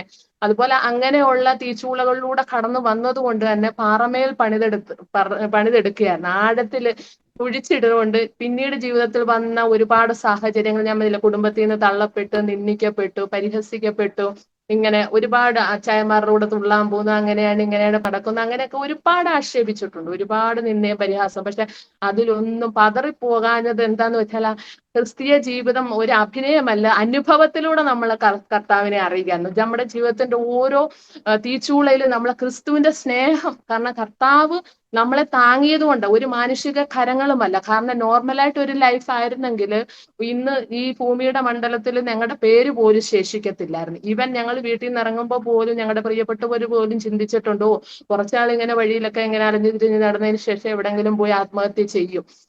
കാരണം ഇങ്ങനെയുള്ള ജീവിതമല്ലേ, എത്ര നാൾ പിടിച്ചു നിൽക്കും. പക്ഷെ ആ സ്ഥാനത്താണ് ദൈവം ഇങ്ങനൊരു നിലവാരത്തിൽ വിശ്വാസി എന്നതിലൊപ്പുറമായ ഒരു മിനിസ്ട്രിയുടെ തലത്തിലേക്ക് ദൈവം കൊണ്ടുവന്ന്. ഞാൻ പറഞ്ഞില്ലേ, സൺഡേ സ്കൂൾ പോലും പഠിക്കാത്ത നമ്മളെ ഇന്ന് വിവിധ ഭാഷകൾ മിനിസ്ട്രി ചെയ്യുന്ന തരത്തിൽ കർത്താവ് കൊണ്ടുവന്നത് ഒരുപാട് അനുഭവങ്ങളിലൂടെ പണിഞ്ഞു കൊണ്ടുവന്നു. ഇന്ന് ഞാൻ മിനിസ്ട്രി ചെയ്യുമ്പോൾ എനിക്കറിയാം ഞാൻ ഏത് കാര്യങ്ങളിലൂടെയാണ് കടന്നു വന്നത്. അതാണ് ഇന്ന് എന്റെ മിനിസ്ട്രി. കാരണം എന്റെ കുടുംബം തകരേണ്ട അവസ്ഥകൾ വന്നിട്ടുണ്ട്, സാമ്പത്തികമായ ബുദ്ധിമുട്ട് അനുഭവിച്ചിട്ടുണ്ട്, പട്ടിണി കിടന്നിട്ടുണ്ട്, ഡിപ്രഷനിൽ പോയിട്ടുണ്ട്. അപ്പൊ ഇതെല്ലാം അന്നത്തെ എന്റെ ടെസ്റ്റുകളെല്ലാം ഇന്ന് എന്റെ മുന്നിൽ ഓരോരുത്തരും വരുമ്പോ എനിക്ക് മനസ്സിലാവുന്നുണ്ട് അന്ന് ദൈവം എന്നെ ഇതിലെല്ലാം ട്രെയിനിങ് തന്നതാ. കാരണം ഇങ്ങനെ ഒരു മിനിസ്ട്രി നമ്മളെ കൊണ്ട് ചെയ്യിപ്പാൻ ദൈവം ആഗ്രഹിച്ചിരുന്നുകൊണ്ട് അതുകൊണ്ട് നമുക്കത് ഈസി ആയിട്ട് കൈകാര്യം ചെയ്യാൻ പോകുന്നു. ബൈബിൾ കോളേജിൽ പഠിച്ചില്ലെങ്കിലും സൺഡേ സ്കൂളിൽ പഠിച്ചില്ലെങ്കിലും മനുഷ്യന്റെ മനസ്സറിഞ്ഞ് ദൈവത്തിന്റെ സ്നേഹത്തെ ഷെയർ ചെയ്യാനായിട്ട് കർത്താവ് കൃപ ചെയ്യുന്ന അന്നത്തെ എന്റെ ടെസ്റ്റുകളെല്ലാം ഇന്നത്തെ എന്റെ ടെസ്റ്റിമണി ആക്കി. ഇന്ന് ആ ഒരു ഈ അവസ്ഥയിലൂടെ കടന്നു പോയോണ്ടല്ലേ ഇന്ന് ഇങ്ങനെ ഒരു പ്ലാറ്റ്ഫോമിൽ എനിക്ക് ദൈവം ഓപ്പൺ ചെയ്തു തന്നെ. അപ്പൊ നമ്മുടെ ഇന്നത്തെ ടെസ്റ്റുകളെല്ലാം നാളത്തെ നമ്മുടെ ടെസ്റ്റിമണിയാണ്. എല്ലാം നന്മയ്ക്കാക്കിയ ദൈവം ചെയ്തെന്ന് ദാവീദ് പറയുന്ന പോലെ കഷ്ടത്തിലായിരുന്നു എനിക്ക് നന്നായി എന്ന് പറയാൻ തക്കവണ്ണം ദൈവം ജീവിതത്തിന്റെ അവസ്ഥകളെ മാറ്റിമറിച്ചു. കർത്താവിനെ അറിഞ്ഞതുകൊണ്ട് ഇന്ന് കുടുംബമായിട്ട് സന്തോഷത്തോടെ ദൈവം നിർത്തുന്നു. ഇനിയും ദൈവം ആയുസ് തരുന്നിടത്തോളം കാലം കുടുംബമായിട്ട് തന്നെ ആ നാമമഹത്വത്തിന് വേണ്ടി നിൽക്കണം എന്ന് തന്നെയാണ് ആഗ്രഹം. അത് മാത്രമേ ഉള്ളൂ. എവിടെ പോയാലും പ്രാർത്ഥന ചോദിക്കുന്നതും അത് മാത്രമേ ഉള്ളൂ. അതിനുവേണ്ടി പ്രാർത്ഥിക്കണം എന്നുള്ളത് അത് മാത്രമാണ് ആഗ്രഹം. സ്തോത്രം. അതാ സിസ്റ്റർ ഞാൻ പറഞ്ഞത്, ആരും അനുഭവം ഇല്ലാതെ അടങ്ങത്തില്ല. അല്ലെങ്കിൽ പാരമ്പര്യങ്ങളും വിശ്വാസങ്ങളും ജനിച്ചു വളർന്ന പശ്ചാത്തലങ്ങളും നമ്മുടെ പ്രിയമുള്ളവരെയൊക്കെ നമ്മൾ അല്ലേ, ഒരു പക്ഷേ നമുക്ക് മനസ്സില്ലെങ്കിലും അവരൊക്കെ നമ്മളെ വെറുക്കത്തക്കൊണ്ട് അല്ലെങ്കിൽ അവരെ വെറുപ്പിച്ചുകൊണ്ട് നമ്മൾ ഇറങ്ങുമോ? ഇല്ല, ഒരിക്കലുമില്ല, ഒരിക്കലുമില്ല. ഇന്ന് നമ്മുടെ കുടുംബത്തിൽ ഒരു വിവാഹം നടന്നാലോ ഒരു മരണം നടന്നാലോ ഒരു കുഞ്ഞ് ജനിച്ചാലോ ആരും നമ്മളെ അറിയിക്കത്തില്ല. കാരണം അത്രത്തോളം വെറുക്കപ്പെട്ടവരാ നമ്മൾ. പക്ഷെ അനേകരുടെ കുഞ്ഞുങ്ങൾക്ക് പേരിടാനും ഒക്കെ ദൈവം നമ്മളെയാണ് വിളിക്കുന്നത്. ദൈവമക്കൾ നമ്മളെ വിളിക്കുന്നുണ്ട്. ആ ഒരു തലത്തിൽ മറ്റൊരു സൈഡിൽ ദൈവം നമ്മളെ മാനിച്ചിട്ടുണ്ട്. നമുക്ക് കർത്താവിന്റെ വചനം പറയുന്ന പോലെ വീടും നിലങ്ങളും മാതാപിതാക്കളും സഹോദരങ്ങളെയൊക്കെ വിട്ടിറങ്ങിയ സ്ഥാനത്ത് ഒരു കൂട്ടം ജനത്തെ ദൈവം നമുക്ക് ദൈവമക്കളെ നമുക്ക് തന്ന അപ്പനായിട്ടും അമ്മയായിട്ടും സഹോദരങ്ങളായിട്ട് സ്നേഹിക്കാനും അനേക അഭിഷിക്തന്മാര് കുടുംബത്തിൽ കയറ്റാൻ കൊള്ളത്തിന്റെ സ്റ്റാറ്റസ് ഇല്ല സ്റ്റാൻഡേർഡ് ഇല്ലെന്ന് പറഞ്ഞ സ്ഥാനത്ത് ലോകരാജ്യങ്ങളിലുള്ള അനേക അഭിഷിക്തന്മാരുടെ കോണ്ടാക്ട് ലിസ്റ്റിൽ നമ്മുടെ പേരും നമ്പരും ഒക്കെ ആഡ് ചെയ്യത്തക്ക രീതിയിൽ അത്രത്തോളം ദൈവം മാനിച്ചു. അനേക ഇടങ്ങളിൽ ശുശ്രൂഷയ്ക്കും ദൈവം അവസരങ്ങൾ ഒരുക്കുന്നു. ഇന്നും ഇത് മീറ്റിംഗ് കഴിഞ്ഞ് ഇന്നും 3 മീറ്റിങ്ങുകളിൽ കർത്താവിന്റെ വചനം ശുശ്രൂഷിപ്പാനായിട്ട് ദൈവം ഒരുക്കി വെച്ചിരിക്കുന്നു. എല്ലാം ദൈവത്തിന്റെ കൃപയിലെ പൗലോസ് പറയുന്നത് പോലെ പറഞ്ഞു തീരാത്ത ദാന നിമിത്തം ദൈവത്തിന് സ്തോത്രമെന്നേ പറയാൻ പറ്റത്തുള്ളൂ. കാരണം ഇന്ന് നമ്മൾ ചിന്തിച്ചതിലും അപ്പുറമായിട്ട് ദൈവം നമ്മളെ മാനിച്ചു. ഒരുപാട് കഷ്ടങ്ങളും പ്രയാസങ്ങളിലും ഒക്കെ നമ്മൾ ഒറ്റപ്പെട്ട് ഒരുപാട് വേദനിക്കേണ്ട അനുഭവങ്ങൾ വന്നിട്ടുണ്ട്. പക്ഷെ അവിടെ എല്ലാം ദൈവം നമ്മളുടെ കണ്ണുനീരിനെ തുടച്ച് ഇത്രത്തോളം സന്തോഷത്തോടെ ഇന്ന് ഞങ്ങളുടെ കുടുംബത്തിലായാലും ഞങ്ങളുടെ ദേശത്തിലായാലും ഞങ്ങളുടെ ജീവിതം എല്ലാവർക്കും ഒരു അത്ഭുതമാണ്. എല്ലാവരുടെയും മുന്നിൽ ദൈവം ഞങ്ങളെ അത്ഭുതമാക്കി. കാരണം ആരും പ്രതീക്ഷിച്ചില്ല ഈ കാല് വയ്യാത്ത ഒരാളെ വിവാഹം കഴിച്ചിട്ട് ഈ മാതിരി ഇത്രത്തോളം അനുഗ്രഹിക്കപ്പെട്ട ഒരു നിലയിൽ മുന്നേറി വരുമെന്ന് ആരും പ്രതീക്ഷിച്ചില്ല. ആ സ്ഥാനത്ത് ദൈവം ഇത്രത്തോളം മാനിച്ച ദൈവത്തിന്റെ ദയയാണ്. അല്ലാതെ ഒരു യോഗ്യതയില്ല, കർത്താവിന്റെ കൃപ ഒന്ന് മാത്രമാണ് ഇന്നിങ്ങനെ ആയിരിക്കുന്നത്. ദൈവത്തിന് സ്തോത്രം. പ്രത്യേകിച്ച് വിവാഹത്തിൻ്റെ വിഷയത്തിലൊക്കെ എടുത്ത ആ തീരുമാനങ്ങൾ വിശ്വാസത്തിന് വേണ്ടിയാണ് അങ്ങനെ ഒരു സ്റ്റെപ്പ് എടുത്തത്. കാരണം ദൈവത്തെ അറിയുന്ന ഒരു വ്യക്തി നമ്മുടെ കൂടെ വരണം, അതിനുവേണ്ടി എടുത്ത തീരുമാനങ്ങൾ അതിനെല്ലാം ദൈവം മാനിക്കുവാനിടയെ തുടർന്നു. സിസ്റ്റർ ധാരാളമായിട്ട് അനുഗ്രഹിക്കട്ടെ. ഇനിയും വിട്ടുപോയ എന്തെങ്കിലും അനുഭവങ്ങളുണ്ടെങ്കിൽ പറയാം കേട്ടോ. അങ്ങനെ അല്ല എങ്കിൽ ജീവിതത്തിലെ സമയം പ്രശ്നമില്ല സിസ്റ്റർ. സിസ്റ്റർക്ക് അനുഭവങ്ങൾ വിട്ടുപോയതുണ്ടെങ്കിൽ പറയാം. നമ്മുടെ ജീവിതത്തിൽ ഒരു ഒറ്റയ്ക്ക് വന്ന് ഇന്നും കുടുംബത്തിൽ ആരും രക്ഷിക്കപ്പെട്ട് സ്നാനപ്പെട്ട് വന്നില്ല. പപ്പയും മമ്മിയൊക്കെ വന്നിട്ടുണ്ട്, എന്റെ സഹോദരൻ ഇതുവരെ വന്നിട്ടില്ല. ആ ഒരു ഇതിൽ എന്നാലും ദൈവം ഇത്രത്തോളം നമ്മുടെ കുടുംബത്തെ അനുഗ്രഹിച്ചുകൊണ്ട് അവരെയും ദൈവം കൊണ്ടുവരും. അത് നമ്മുടെ ഒരു പ്രാർത്ഥനയാണ്. ഒരുപാട് സാഹചര്യങ്ങൾ ഞാൻ പുള്ളിയുടെ ജോലി സംബന്ധം ഒരിക്കലും എണീറ്റ് ജോലി ചെയ്യുവാനൊന്നും പറ്റാത്ത ഒരു സാഹചര്യമായിരുന്നു. പക്ഷെ അവിടെയാണ് ദൈവം ഇവിടെ ഈ ദേശത്തും പല വിദേശ രാജ്യങ്ങളിലും ഒക്കെ ഇന്നും പുള്ളിയുടെ കൂടെ ജോലി ചെയ്യുന്നവർക്ക് പുള്ളി ഒരു അത്ഭുതമാണ്. പറയുന്നത് 2 കാലിനും ഒരു കുഴപ്പമില്ലാത്ത ഞങ്ങൾ ചെയ്യുന്നതിലും 100 ഇരട്ടി സ്പീഡിലാണ് ആള് വർക്കുകളൊക്കെ ചെയ്യുന്നത് എന്നുള്ള ഒരു അതിശയമാണ്. അതായത് ദൈവം മാനിച്ചാല് ദൈവം അനുഗ്രഹിച്ചാല് അവിടെ ഒന്നും നമ്മൾ തിരിഞ്ഞു നോക്കേണ്ട ആവശ്യം. ഇവൻ സ്വന്തം സഹോദരങ്ങൾ പോലും ചോദിച്ചിട്ടുണ്ട്, കാല് വയ്യാത്ത ഒരാളെ വിവാഹം കഴിച്ച് നീ എങ്ങനെ ജീവിക്കുമെന്ന്. ഞാൻ മുമ്പേ പറഞ്ഞ പോലെ ജീവിക്കുകയാണെങ്കിൽ ഇങ്ങനെ ജീവിക്കണം എന്നുള്ള രീതിയിൽ ദൈവം നല്ല രീതിയിൽ ഇന്ന് 2 കാലിനും ഒരു കുഴപ്പവും ഇല്ലാത്ത ആൾക്കാരെ വിവാഹം കഴിച്ചിട്ട് എത്രയോ പേര് കണ്ണുനീരിൽ ജീവിക്കുന്നു. പക്ഷെ ആ സ്ഥാനത്ത് ആ ഒരു കുറവ് ഇന്നും വരുത്താതെ ദൈവം ഞങ്ങളെ പരിപാലിക്കുന്ന അത്ഭുതകരമായിട്ട് അതിശയകരമായിട്ട് ആവശ്യങ്ങളുടെ മേലെല്ലാം തക്ക സമയത്ത് കഷ്ടങ്ങളും പ്രയാസങ്ങളും ഇല്ലെന്നല്ല, ഉണ്ട്. പക്ഷെ അതിനോടൊപ്പം ദൈവത്തിന്റെ കരുതലും വെളിപ്പെടുന്നത് ഓർത്ത് ഞാൻ ദൈവത്തിന് സ്തോത്രം ചെയ്യുന്നു. നമ്മുടെ പ്രേക്ഷകർക്ക് വേണ്ടി സിസ്റ്റർക്ക് തന്നെ ചുരുക്കമായിട്ടൊന്ന് പ്രാർത്ഥിക്കാം. തീർച്ചയായും പരിശുദ്ധ പിതാവേ, ഞങ്ങളുടെ സ്വർഗീയ നല്ല ദൈവമേ, കർത്താവേ, അടിയന്റെ ജീവിതത്തിൽ തന്ന ഈ നല്ല അവസരത്തിനായി നന്ദിയോടെ സ്തോത്രം ചെയ്യുന്നു അപ്പച്ച. ഇത് കേട്ട ഓരോ പ്രേക്ഷകരെയും ദൈവമേ അങ്ങയുടെ കരങ്ങളിൽ ഞങ്ങൾ ഏൽപ്പിക്കുകയാണ് കർത്താവേ. കഴിഞ്ഞ നാളുകളില് കർത്താവേ, അടിയന്റെ ജീവിതത്തിൽ ദൈവം ചെയ്ത അത്ഭുതങ്ങൾ അപ്പച്ച അങ്ങയുടെ നാമത്തിന്റെ മഹത്വത്തിന് വേണ്ടി ഘോഷിപ്പാന് ദൈവമേ നീ ഞങ്ങളെ സഹായിച്ചല്ലോ കർത്താവേ. അന്ധകാരത്തിൽ നിന്ന് അത്ഭുത പ്രകാശത്തിലേക്ക് നീ ഞങ്ങളെ വിളിച്ചവന്റെ സൽഗുണങ്ങളെ ഘോഷിപ്പാൻ അപ്പാ നീ ഞങ്ങളെ തിരഞ്ഞെടുത്തു അപ്പാ. നിന്റെ നാമമഹത്വത്തിന് വേണ്ടി ഇന്ന് ഈ സമയം കർത്താവെ ടെസ്റ്റ് മണി അനേകര് കേൾക്കുമ്പോഴപ്പച്ച അവരുടെ ജീവിതത്തിൽ കർത്താവെ ഉത്തരമില്ലാതെ അനേക ചോദ്യങ്ങൾ ഉണ്ടല്ലോ, അതിനെല്ലാം മറുപടിയാക്കി ഈ ടെസ്റ്റ് മണിയെ ദൈവം മാറ്റണമേ കർത്താവെ. ഞങ്ങളുടെ ജീവിതത്തിന്റെ കഷ്ടങ്ങളിൽ പ്രയാസങ്ങളിൽ കരം പിടിക്കുന്ന ഒരു ദൈവമുണ്ടെന്ന് ഉറച്ചു വിശ്വസിപ്പാൻ ഓരോ പ്രിയപ്പെട്ടവരെ അവിടുന്ന് സഹായിക്കണമേ. എന്റെ ദൈവത്തിന് അസാധ്യമായതൊന്നുമില്ല അപ്പ. അങ്ങ് ജീവനുള്ള ദൈവമെന്ന് കർത്താവെ ഹാലേലൂയ ഞങ്ങൾ കേൾക്കുക മാത്രമല്ല പച്ച, ഞങ്ങൾക്ക് അത് അനുഭവിപ്പാനും ദൈവം കൃപ ചെയ്തതുപോലെ അപ്പ.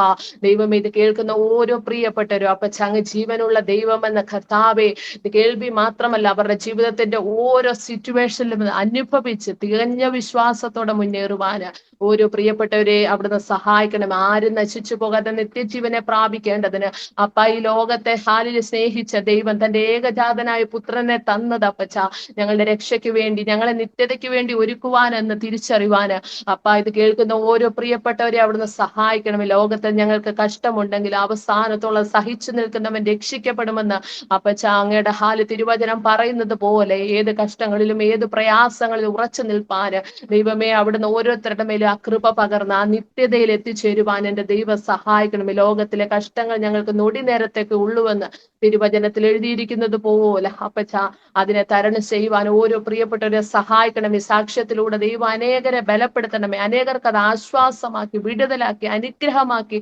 പിതാവേ അങ്ങ് മാറ്റുന്നതിനായി ഞങ്ങൾ നന്ദിയോടെ സ്തോത്രം ചെയ്യുന്ന കർത്താവേ. പ്രാർത്ഥിച്ച് അങ്ങയുടെ കരങ്ങളിലേക്ക് ഏൽപ്പിക്കുന്നു സകലവും അങ്ങയുടെ നാമമഹത്വത്തിന് വേണ്ടി അപ്പ. അവിടുന്ന് അത്ഭുതം ചെയ്തിരിക്കുക സ്തോത്രം യേശുവിന്റെ നാമത്തിൽ തന്നെ ആമേൻ. ആമേൻ ആമേൻ ആമേൻ. പിതാപുത്ര പരിശുദ്ധാത്മാവാകുന്ന ത്രിയേക ദൈവത്തിൻ്റെ കൂട്ടായ്മ സഹവാസക്കാം നമ്മെല്ലാവരുടെ മേലും പ്രത്യേകമായി നമ്മുടെ നടുവിൽ കടന്നു വന്ന ജീവിതാനുഭവങ്ങൾ പങ്കുവച്ച പ്രിയ രശ്മി സിസ്റ്റർമേൽ തൻ്റെ കുടുംബത്തിന്മേൽ ഇന്നു മുതൽ എപ്പോഴും എന്നേക്കും ഉണ്ടായിരിക്കുമാറാകട്ടെ.